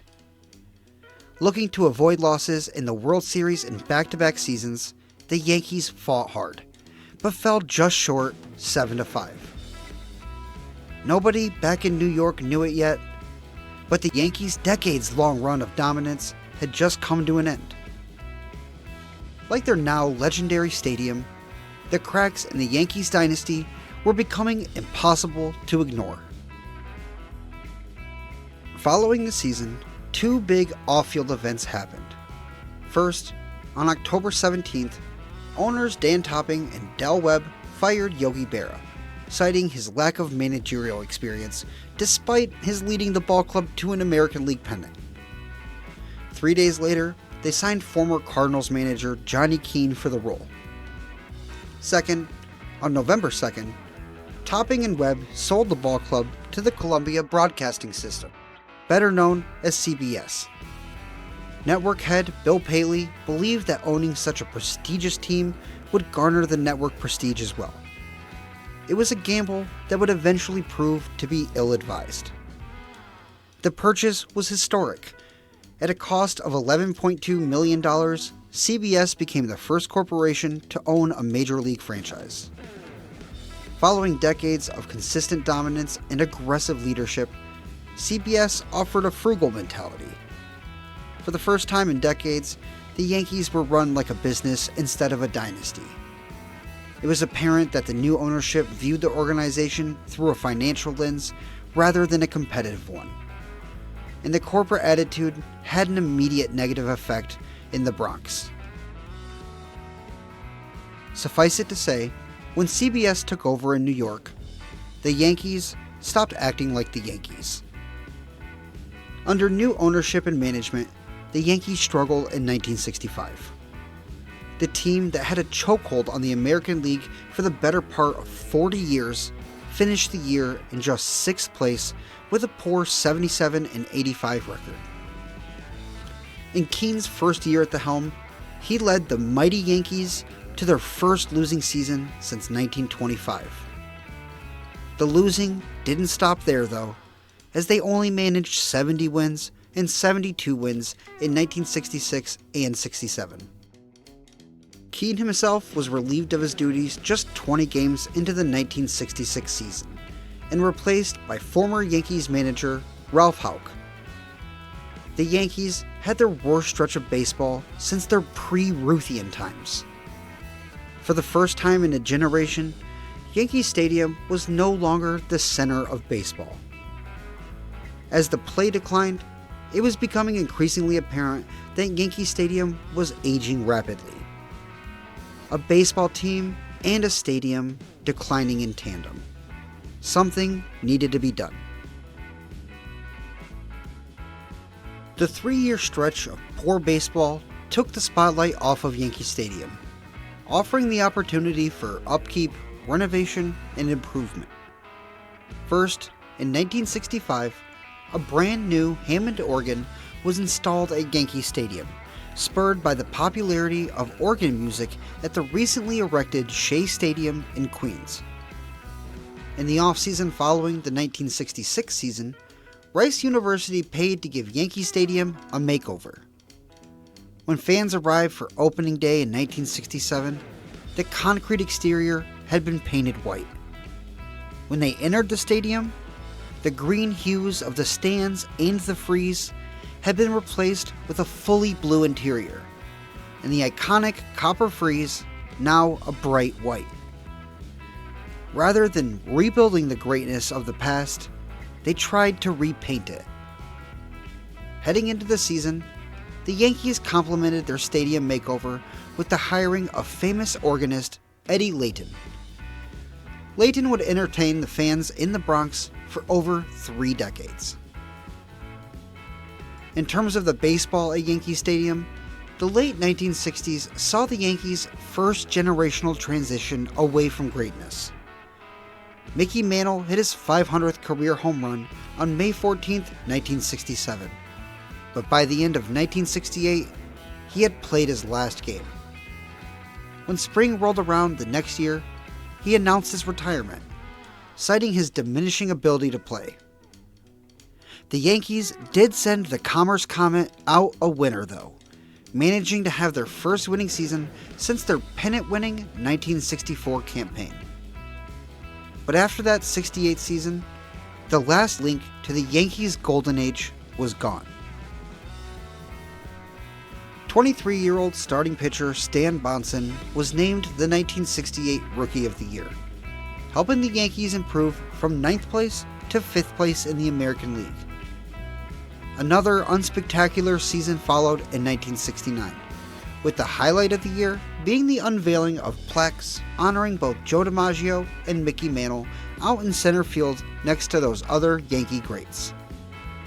The series of monuments had finally settled on the final form of its first iteration, honoring Huggins, Gehrig, Ruth, DiMaggio, and Mantle. A perfect testament to a 4-decade-long run of dominance that was now firmly in the past.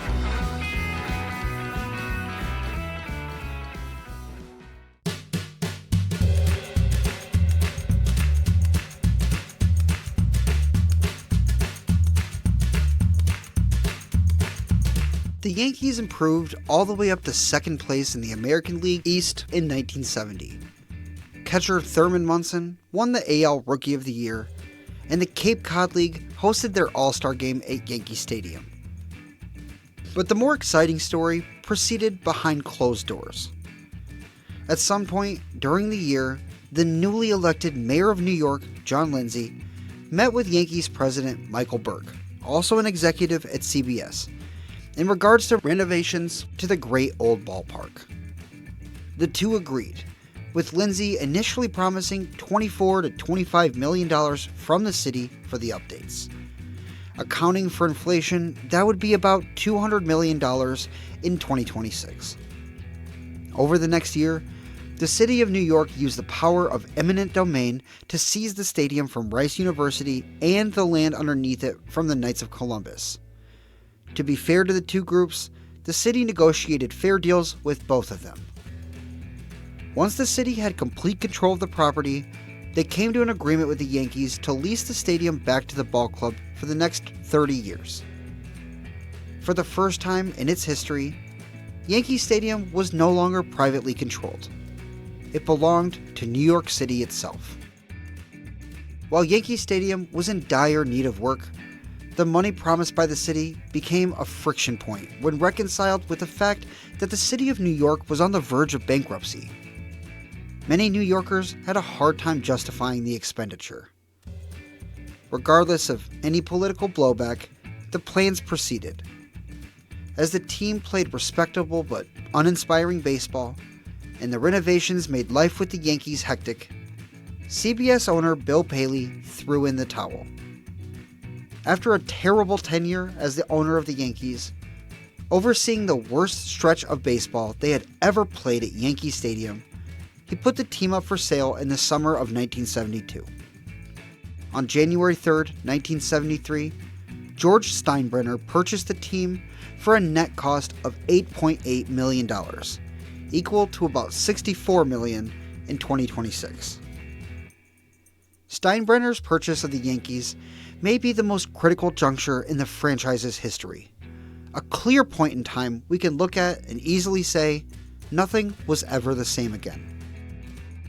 The Yankees were no longer a corporate asset. They had an owner who intended to win, loudly and immediately. It was announced that Yankee Stadium would be closed down following the final game on September 30th for renovations. Michael Burke, who had been team president, was tagged to stay on as president when he joined Steinbrenner's bid to buy the team as a minority owner. The two quickly butted heads, and Burke resigned as president before the season even started. Following the 1973 season, General Manager Lee MacPhail left his post to become the American League president, and manager Ralph Houck left to manage the Tigers. As work began on Yankee Stadium, the future around the ball club was as uncertain as it had ever been. Yankees fans paid their respects to the stadium throughout the 1973 season, recognizing what was truly happening. The Cape Cod League hosted their All-Star game at Yankee Stadium for the second time, playing their part in the farewell tour. When the renovations were complete, Yankee Stadium would have been virtually gutted and rebuilt from the ground up. The full modernization of the ballpark gave it a clear distinction from the veritable cathedral that preceded it. Though it would reopen in the same place, with the same name, in the same facade, everybody knew that 1973 was the farewell tour for the real Yankee Stadium. 32,238 fans attended that final game on September 30th against the Tigers. Over 2.5 hours, the fans soaked in the last handful of memories that the great ballpark had to share before her makeover. The Cathedral of Baseball was closing its doors, not because it failed, but because time had finally caught up with it.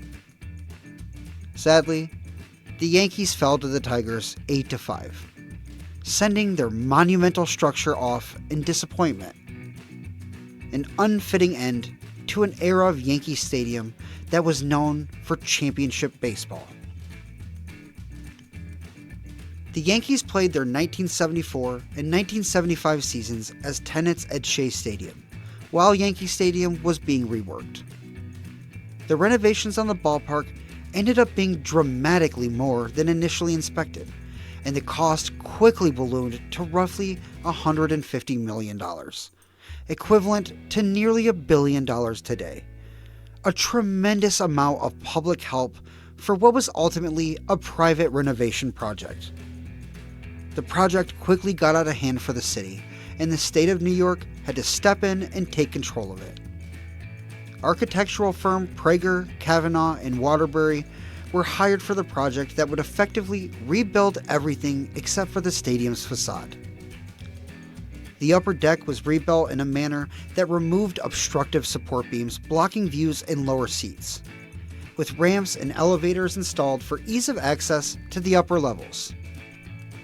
The monuments in center field were moved to a new monument park, placed between the bullpens and left center where seating used to be. The roof was replaced with a new, smaller one with modern lights. The dimensions were modernized, shrinking Death Valley to 430 at its deepest point. The iconic copper frieze was removed, and the ballpark no longer featured a frieze along its upper deck. Rather, a new concrete frieze framed the view in center field, connecting the upper decks of left and right field. Even the wooden seats were removed and replaced with wider plastic ones. Nearly every aspect of the legendary ballpark was updated and modernized, to the chagrin of many, but ultimately to the benefit of those who filled its seats. While the renovations proceeded, the Yankees played decent baseball in Queens, winning 89 games in '74 and 83 games in '75. While the team struggled in '75, Steinbrenner relieved manager Bill Verdon of his duties, replacing him with recently fired Ranger skipper and former Yankees World Series hero Billy Martin. New ownership, new front office, new management, and a virtually new stadium. The New York Yankees entered 1976, a franchise reborn, and so did their stadium. Only time would tell if they could live up to the history that preceded them.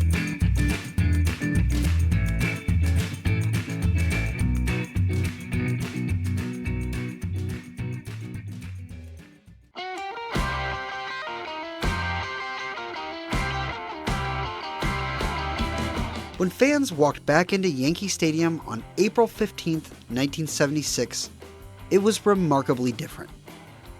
From the outside, the stadium looked almost the same. But inside, it had been completely transformed. Both the upper deck and the mezzanine had been expanded. Yet the stadium now held fewer fans at 57,545 seats. Part of that was due to the wider plastic seats, and about a third of the outfield bleachers having been removed to create a new black batter's eye. The changes were significant enough that many historical sources refer to this iteration of the house that Ruth built as Yankee Stadium 2. 52,613 had the privilege of first experiencing the revitalized cathedral, as the Yankees beat the visiting Twins 11-4. Twins outfielder Dan Ford was the first to hit a home run in the new stadium, with Thurman Munson becoming the first Yankee to do so 2 days later.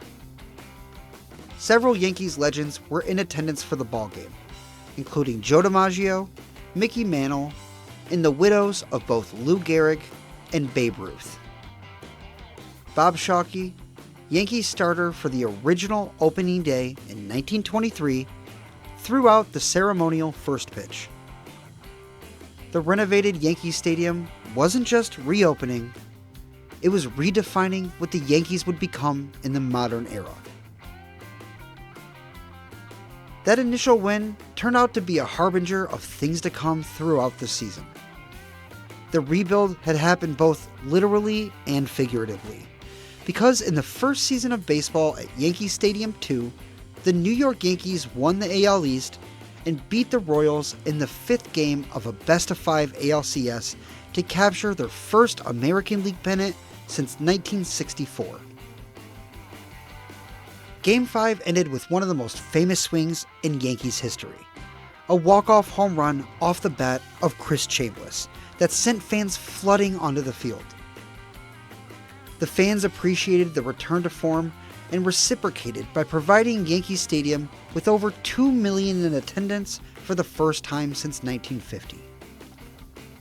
April 29th and 30th saw the additions of Joe McCarthy and Casey Stengel to Monument Park, adding to the Yankees mythos. The Cape Cod League held their All-Star game at Yankee Stadium for a third time, and catcher Thurman Munson was named the American League MVP. A fan base that had been spoiled by elite results for decades was, for the first time, able to fully appreciate the gravity of success. Sadly, that feeling was quickly steamrolled by the Big Red Machine.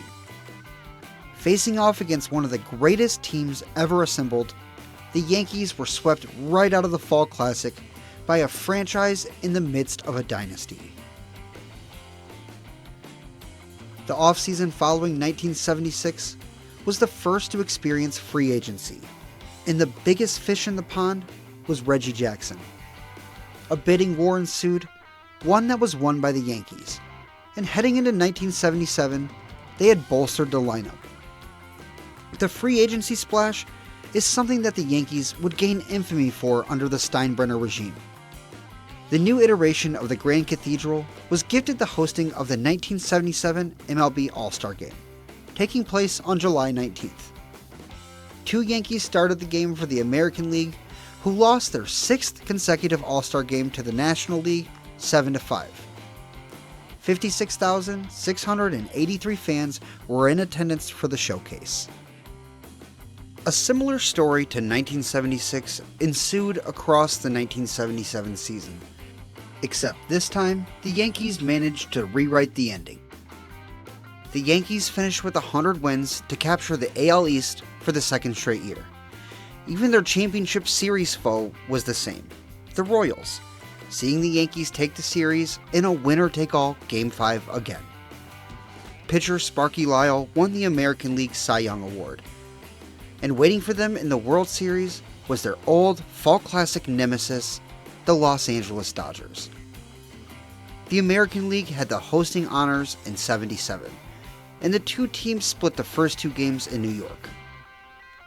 The Yankees stole Games 3 and 4 in Los Angeles to pull within a game of ending their longest championship drought since they won their first.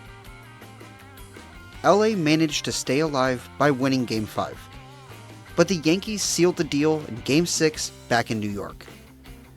The Yankees' big free agent signing, Reggie Jackson, won the series MVP after delivering one of the greatest World Series performances ever in the clinching Game 6. Hitting 3 consecutive home runs on 3 straight pitches from 3 different pitchers, and christening the newly remodeled stadium with a great moment of its own. The first Yankee Stadium claimed a championship in its first season, and Yankee Stadium 2 earned its baptism in its second season. The Yankees' success seemed tied to the vitality of their famous ballpark. In the few short years since Steinbrenner's takeover, the newly remodeled Yankees, with their newly remodeled Yankee Stadium, had brought winning baseball back to the Bronx, restoring the prestige lost during the CBS years. The Yankees were no longer baseball royalty by tradition alone. They were becoming baseball's first modern superpower, fueled by money, media, and personality. The Yankees had once been known for quiet confidence and tradition. Now, they were brash, powerful, and impossible to ignore. Wherever the Yankees went, the media followed, and so did drama. The Yankees would repeat their championship effort in 1978, in possibly the most dramatic fashion possible. In late July, Billy Martin stepped aside, citing health reasons, and was quickly replaced by the recently unemployed Bob Lemon. Around the same time, the Yankees found themselves a full 14 games behind the first-place Red Sox. Lemon's hiring interjected some energy into the lineup, and the Yanks went on a tear to finish out the year. After 162 games, the Yankees and Red Sox were all tied at 99 and 63, and forced to play a one-game playoff. Down 2-0 in the 7th with 2 on, light-hitting shortstop Bucky Dent stepped to the plate and stunned Boston. He smacked a fly ball that sailed over the Green Monster, giving the Yankees a shocking 3-2 lead. They would close the game out 5-4, breaking the hearts of Red Sox fans and earning the game the infamous moniker of the Bucky Dent game. Following the season, pitcher Ron Guidry was awarded the American League Cy Young. Then, the Yankees dispatched with the Royals for a third straight year in the ALCS, before getting another opportunity to disappoint the Dodgers. In a bid to get revenge, the Dodgers jumped out to a quick lead, taking the first 2 games out in LA. Once the series flipped to the Bronx, the Yankees took control and never looked back. They swept the games they hosted at Yankee Stadium before traveling back to Los Angeles and closing the series out with a decisive 7-2 victory. The Yankees claimed their 22nd World Series championship, showing that despite a new culture of chaos, the winning still seemed inevitable. That inevitability would soon prove to be nothing more than a mirage.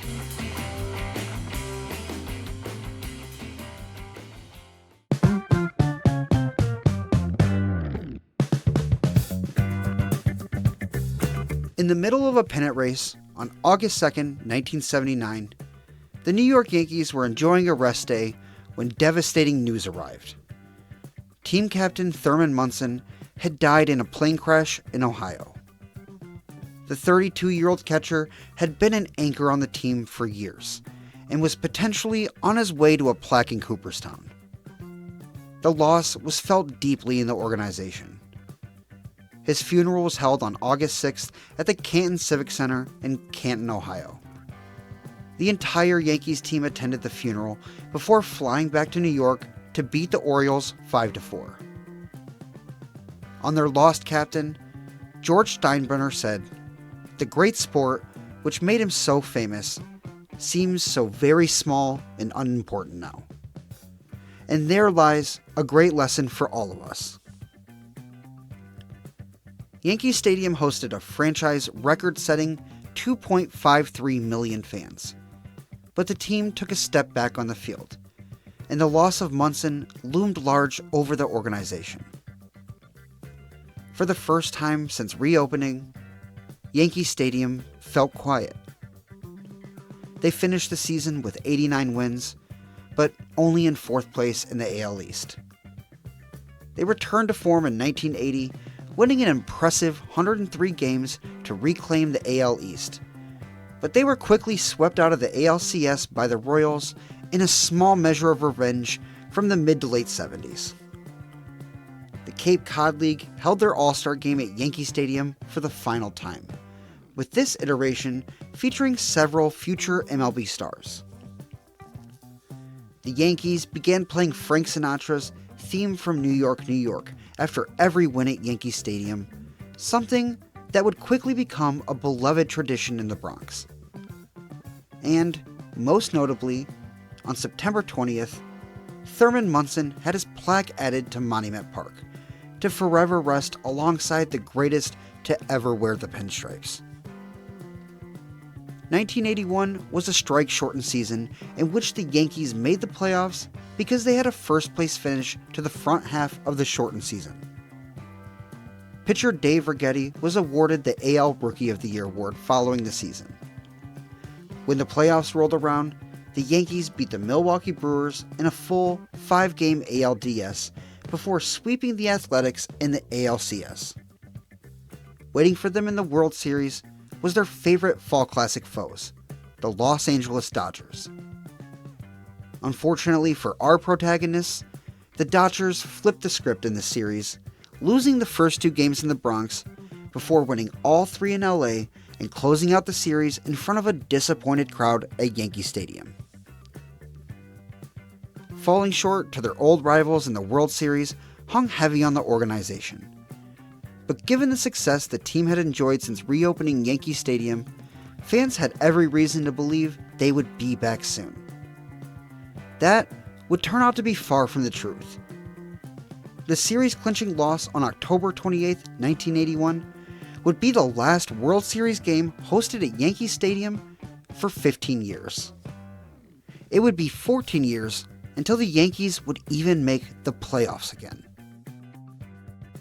The 1980s would become one of the strangest decades in Yankee Stadium history, filled with moments everyone remembers, but seasons few remember clearly.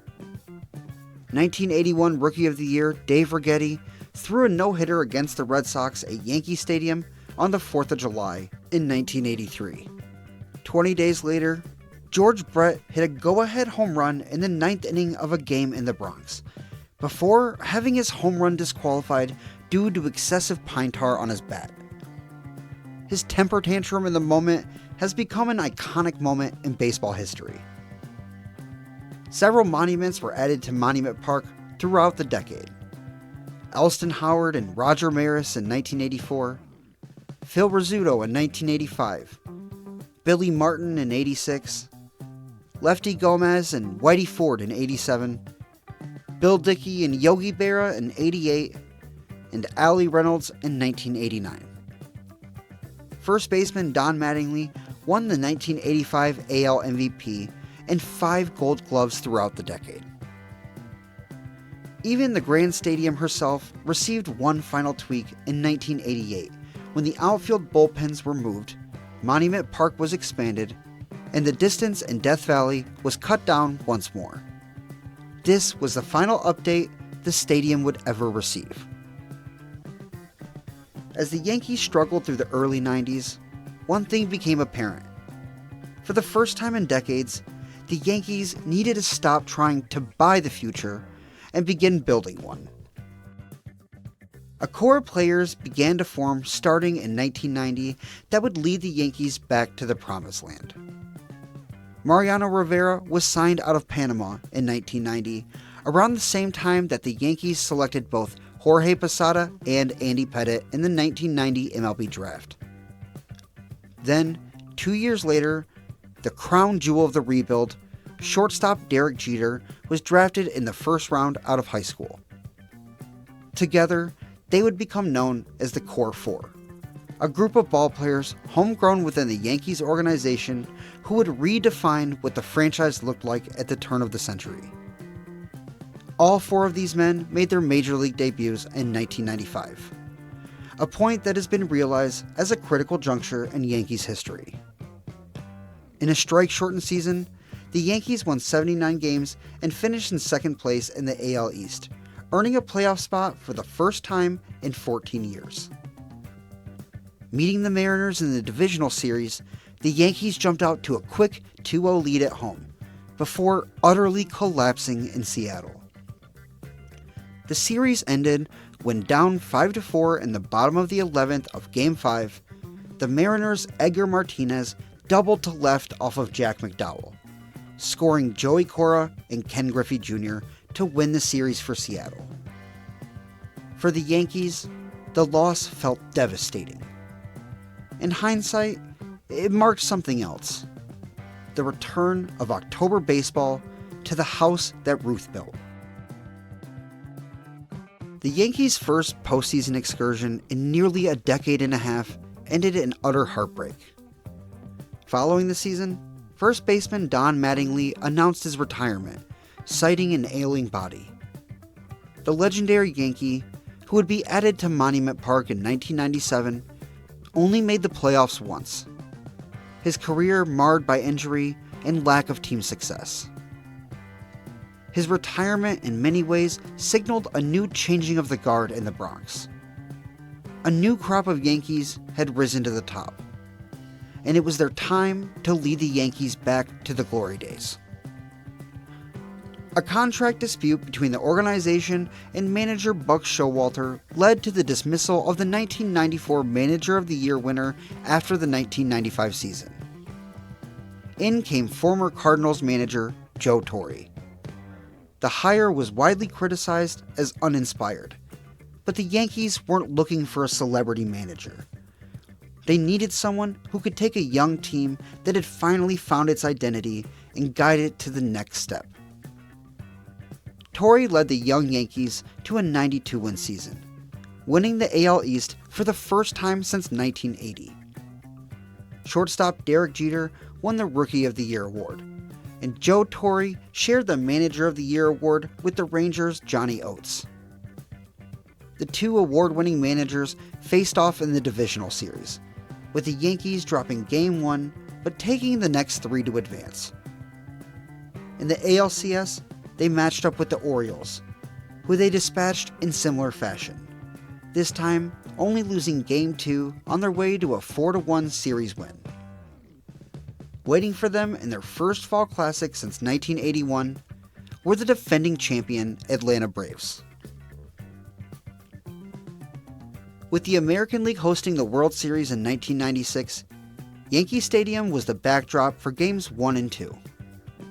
Over 112,000 fans attended the two baseball games, just to be viscerally disappointed, watching the Yankees get dominated to the tune of a 12-1 drubbing and a 4-0 shutout.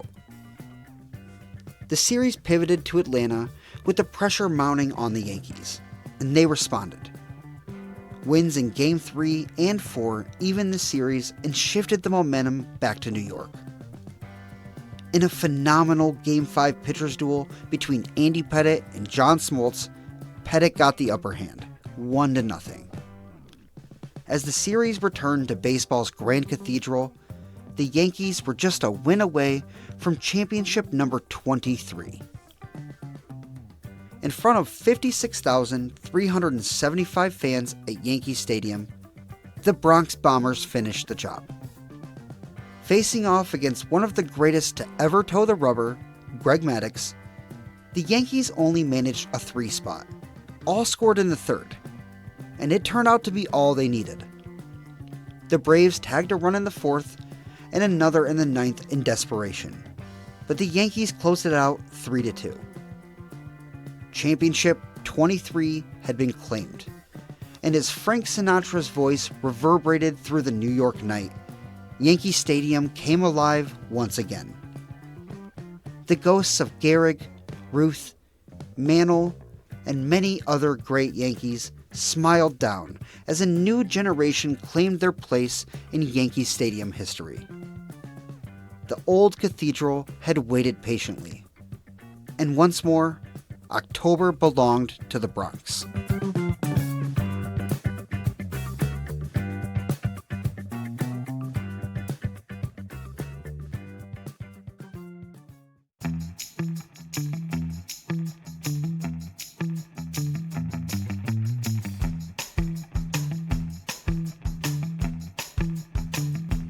The Yankees followed their 1996 championship with another strong season in 1997, making the playoffs as a wild card, but falling short in their title defense, losing to the Cleveland Indians in a back-and-forth ALDS.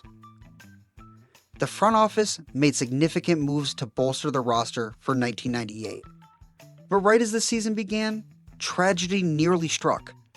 On April 12, 1998, an 18-inch steel expansion joint fell onto a seat prior to a game. The structural failure luckily happened at a time in which the stadium was vacant, but the event was terrifying. 2 games were postponed, and a third was played at Shea Stadium. While the near tragedy was investigated and the stadium's viability scrutinized. For decades, Yankee Stadium seemed immortal. In that moment, the illusion cracked. A month later, with the structural beam still fresh in the minds of fans, Yankees starter David Wells made history. On May 17th, he took the Yankee Stadium mound against the Minnesota Twins and proceeded to retire all 27 batters he faced, throwing the 15th perfect game in Major League history and the second one at this iconic venue. The perfect game felt symbolic of the season that followed. The Yankees were nearly unstoppable. Joe Torre earned his second Manager of the Year award, and they reclaimed their AL East title, cruising through the playoffs, sweeping the Rangers in the ALDS, before dispatching the Cleveland Indians in 6 games. Waiting for them in the World Series were the San Diego Padres. The 98-win Padres were no match for the 114-win Yankees, who quickly swept the series, claiming their franchise's 24th championship in San Diego on October 21st. The Core Four now had the Yankees on the verge of another dynasty. Early on in their title defense in 1999, one of the Yankees pitchers etched his name in the history books. This time, it was David Cone.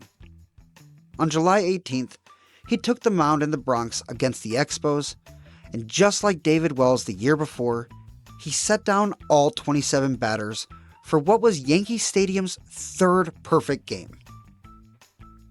That momentum carried through the entire season, and in 1999, the Yankees secured their dynasty, repeating their division-winning effort before having one of the most dominant runs in postseason history.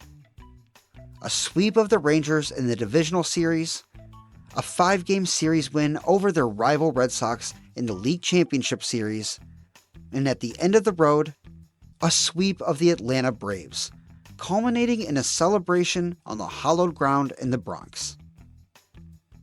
Nobody knew it at the time, but that would be the final World Series celebration ever held on the legendary field.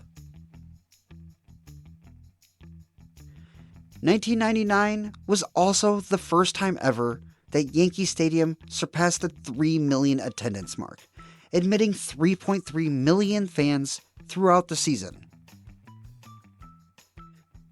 The Yankees took a step back statistically in the 2000 season, but ultimately, the results were the same. Their win total dropped to 87, but they still took their division. It took a full 5 games to send the Athletics home before the Yankees took 6 games to beat the Mariners. They advanced to a World Series against their crosstown rival Mets in what was the first Subway Series since 1956. The Mets were competitive across the series, but the Yankees had the edge, winning it in just 5 games. when the Yankees clinched a 4-2 win to claim the championship on October 26, 2000, they piled on one another at Shea Stadium.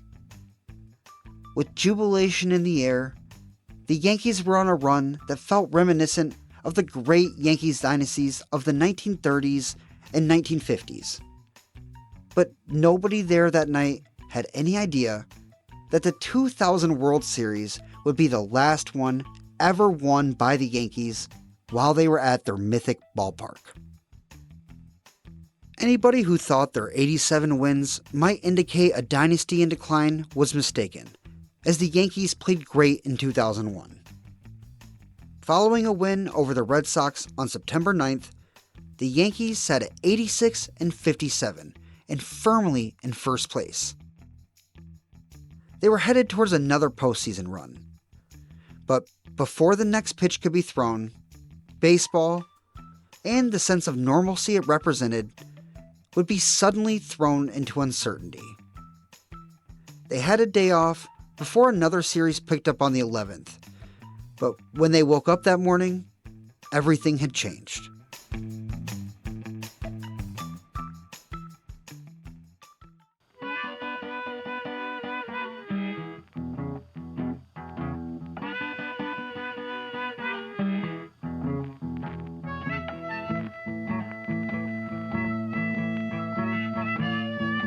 Early in the morning on September 11th, 2001, terrorists hijacked 4 commercial airliners and carried out attacks on the United States. 2 of those planes were flown into the towers of the World Trade Center in Lower Manhattan. Within hours, both towers collapsed. Nearly 3,000 people lost their lives in New York, Washington, D.C., and Pennsylvania. In New York, the shock and grief were immeasurable. Professional sports were immediately put on hold, as nobody knew if the nation was prone to another attack. Fear and anger permeated the national consciousness.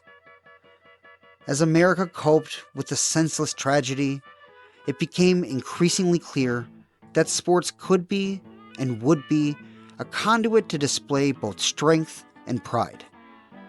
And what better sport to carry that torch than the national pastime? Yankee Stadium held a prayer service for those who died in the attack on September 23rd, with 20,000 attending the event. 2 days later, the Yankees played their first game in New York since the attacks. The night was full of mournful remembrance, with baseball fading quietly into the background. Renditions of "We Shall Overcome," "We Are Not Afraid," and "God Bless America" rang through the ballpark, and 4 emergency workers threw out the first pitch. 33,777 people attended that game in defiance as much, if not more than, for baseball. The Yankees lost the game that night, but clinched the division, though that too was unfocused and in the background. The Yankees beat the Athletics in the ALDS again before getting a shot to ruin the Mariners' season for a second straight year. They knocked them off in 5 games, an incredible feat given the Mariners won a record-tying 116 games. Winning their 4th consecutive pennant, they squared off with a brand new foe, the Arizona Diamondbacks, just 3 years from the franchise's creation. The National League hosted the 2001 World Series. The first 2 games in Arizona were won by the Diamondbacks, giving them a quick and commanding 2-0 lead before the series turned to an emotional New York. Game 3 of the 2001 World Series took place on October 30th. 55,820 people attended that game, just a month and a half after the attacks, many wearing memorabilia honoring New York emergency workers. President George W. Bush threw out the first pitch, and in a moment that felt like catharsis for a grieving nation, he threw a perfect strike. The Yankees would win a 2-1 thriller behind a dominant performance from that year's Cy Young winner, Roger Clemens. Halloween night featured one of the greatest World Series games ever played at Yankee Stadium. Down 3-1 in the ninth with 2 outs, Tino Martinez crushed a pitch from Byung-Hyun Kim. The ball sailed over the center field wall, scoring Scott Brocious, tying the game, and sending Yankee Stadium into a frenzy. An inning later, as the clock struck midnight, the World Series rolled into November for the first time ever. Moments later, Derek Jeter drove a pitch the other way. The ball barely cleared the right field wall. Pandemonium erupted in the packed ballpark. The series was now tied at 2. Having acquired quite a flair for the dramatic, the Yankees and the Diamondbacks found themselves in a similar situation in Game 5. Down 2-0 in the ninth, with 2 outs and a runner on, Scott Brocious stepped to the plate to face none other than Byung-Hyun Kim. He drove the second pitch of the at-bat into the left field bleachers in one of the most blatant instances of deja vu imaginable. 3 innings later, Alfonso Soriano singled to right and scored Chuck Knobloch to win Game 5 and take a 3-2 series lead. Though they needed just one game to close out another championship, the Yankees couldn't seal the deal in Phoenix. They were blown out in Game 6 and blew a 2-1 lead in the bottom of the ninth of Game 7 to give the Diamondbacks their franchise's first World Series title. Though the Yankees fell short of their ultimate goal, the catharsis they provided to the people of New York far outweighed the significance that any championship could ever bring. For a few hours each night, baseball offered Americans a moment of relief, a chance to gather, to breathe, and to feel connected again.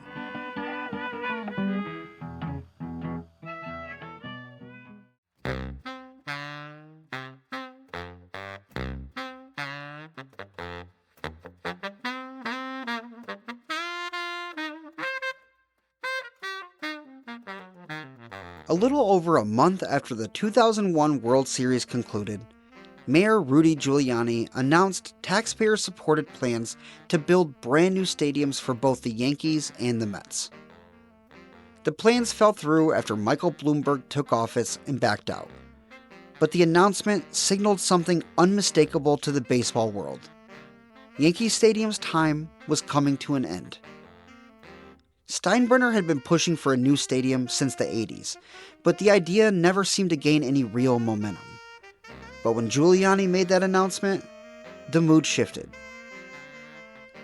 The Yankees improved to 103 wins in 2002, but they were quickly bounced out of the divisional series by the Angels, who would go on to win the World Series. In the middle of that season, Reggie Jackson was memorialized in Monument Park. Just over a year later, in August of 2003, Ron Guidry was also added to Monument Park. The Yankees finished out that season with their 6th straight AL East title. They cruised through the Minnesota Twins in the ALDS before fighting through a back-and-forth series with their arch-rival Red Sox. Game 7 was played at Yankee Stadium, and at the end of 9 innings, both teams were tied. In the 11th inning, third baseman Aaron Boone stepped to the plate and launched a Tim Wakefield knuckleball into the New York night to send the Yankees back to the World Series. The Yankee faithful nearly caused an earthquake as the dejected Red Sox stood stunned. Just as she always had done, Yankee Stadium played host to yet another incredible postseason moment. In the World Series, the Yankees met another new expansion franchise, the Florida Marlins. Many considered the Marlins to be well overmatched, but the opposite turned out to be true. The Yankees took 2 of the first 3 games to get out to a quick lead, but from there, the Marlins took control. Winning the last 3 games, the Marlins closed out their second championship behind a dominant Josh Beckett performance at Yankee Stadium. That disappointing Game 6 loss was the 100th World Series game hosted at Yankee Stadium.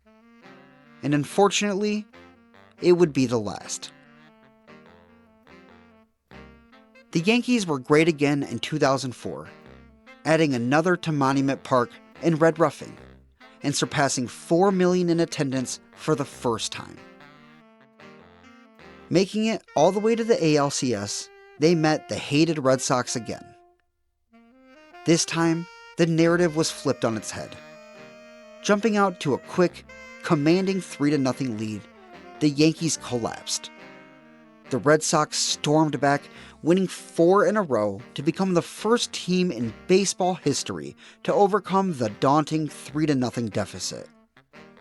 Even worse, the final 2 games of the series were in the Bronx. Nearly as disappointing as the postseason collapse, Mayor Michael Bloomberg announced his own plans for new ballparks for both the Yankees and the Mets, and both included significant taxpayer help.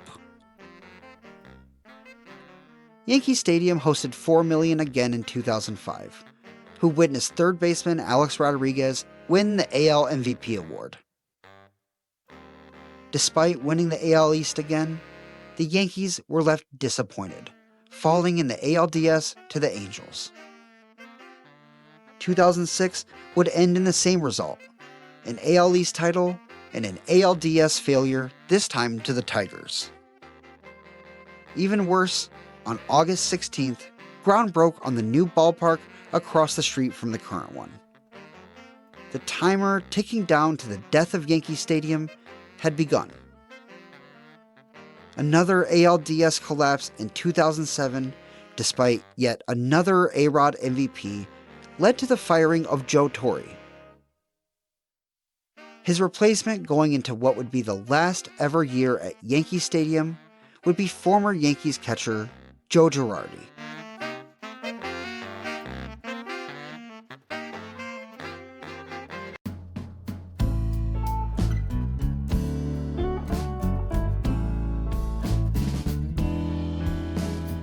The 2008 season was more than another year of baseball. It was a farewell tour. For 85 years, Yankee Stadium had stood as the Bronx's most famous address. Generations of fans passed through its gates, witnessing Babe Ruth's transformation of the sport, Lou Gehrig's quiet dignity, Joe DiMaggio's impossible grace, and Mickey Mantle's marvelous power. Now, after all that, the old cathedral was preparing for its final season. Across 161st Street, construction crews worked day and night on the Yankees' new home. Steel beams rose into the Bronx skyline as the future slowly took shape and obscured the past. It was larger, more modern, and built with luxury amenities unimaginable when the original stadium opened in 1923. But for many fans, it was impossible not to feel that something irreplaceable was being left behind. The Yankees organization understood the significance of the moment. Throughout the 2008 season, ceremonies took place honoring the stadium's long and storied history. Former players returned to the Bronx, legends walked once more through Monument Park, and the memories of decades past were celebrated night after night. But amid all the nostalgia, there was still baseball to be played. The Yankees entered the season with high expectations, but the farewell campaign proved to be a difficult one. Injuries and inconsistency plagued the roster, and for the first time since 1993, the Yankees failed to reach the postseason.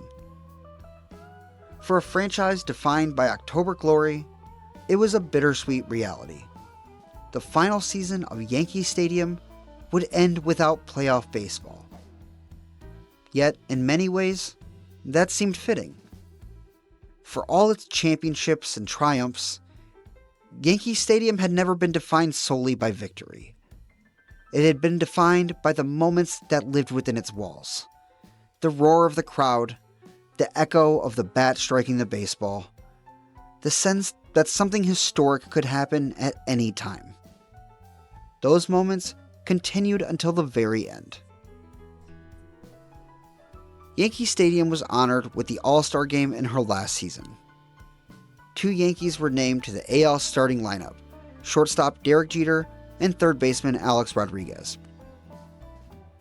55,632 fans attended that star-studded exhibition game, witnessing Yogi Berra, Whitey Ford, Goose Gossage, and Reggie Jackson throw out the first pitch. The game ended up being a 15-inning battle, culminating in Justin Morneau scoring on a sac fly by Michael Young to walk it off for the American League. On September 21st, 2008, the New York Yankees played the final game ever held at the original Yankee Stadium.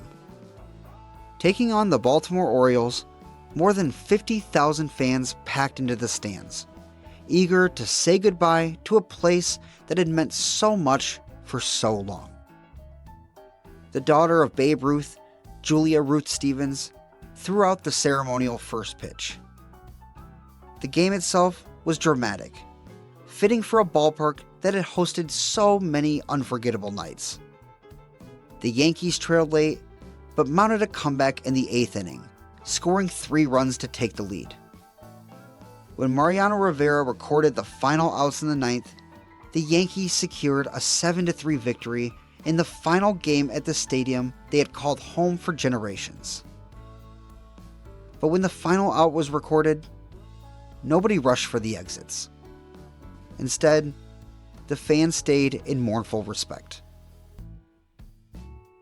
As the crowd lingered in their seats, the Yankees organization held a closing ceremony to honor the ballpark's history. Former Yankees legends stood together on the field, representing the many eras that had unfolded within those walls. Standing on the mound where so many legends had pitched before him, Yankees captain Derek Jeter addressed the crowd. He thanked the fans for their loyalty, spoke about the generations who had supported the team, and reflected on the incredible history that had unfolded within the stadium's walls. His message was simple but heartfelt. The players who wore the pinstripes were only temporary caretakers of something much larger than themselves. When he finished speaking, the Yankees players slowly removed their caps and saluted the crowd. Then, in a symbolic gesture, the entire team walked together towards center field before disappearing into the clubhouse, leaving the field empty. The following year, the Yankees moved into their new home across the street. Though the new stadium carried the same name and echoed many similar elements of the original, it was undeniably different. The grand old ballpark that had once been called the house that Ruth built had been replaced by a modern successor built for a new era of baseball. But the story of the original Yankee Stadium did not end quietly. In 2010, demolition crews began tearing down the legendary structure. Over the course of several months, the steel and concrete that had once held millions of cheering fans were gradually dismantled. Piece by piece, the stadium disappeared from the Bronx. For many fans, watching the demolition felt like losing an old friend. The ballpark had witnessed some of the most important moments not only in baseball history, but in American culture. It hosted World Series triumphs, painful failures, heroic legacies, and so much more. Through it all, Yankee Stadium had remained a constant. Today, the site where the original stadium once stood has been transformed into Heritage Field, a public park where children now play baseball in the shadow of the new stadium. The roar of the crowds may be gone, but the spirit of the place remains. because buildings, no matter how grand, do not truly last forever. But the memories they create do. For 85 years, Yankee Stadium was more than just a ballpark. It was a stage where history unfolded, where legends were born, and where generations of fans came together to witness something special. And though the original stadium is gone, its legacy continues to echo through the game of baseball and through the memories of everyone who ever walked through its gates. Some places simply refuse to be forgotten. Yankee Stadium was one of them. The house that Ruth built may be gone, but its echoes will never leave.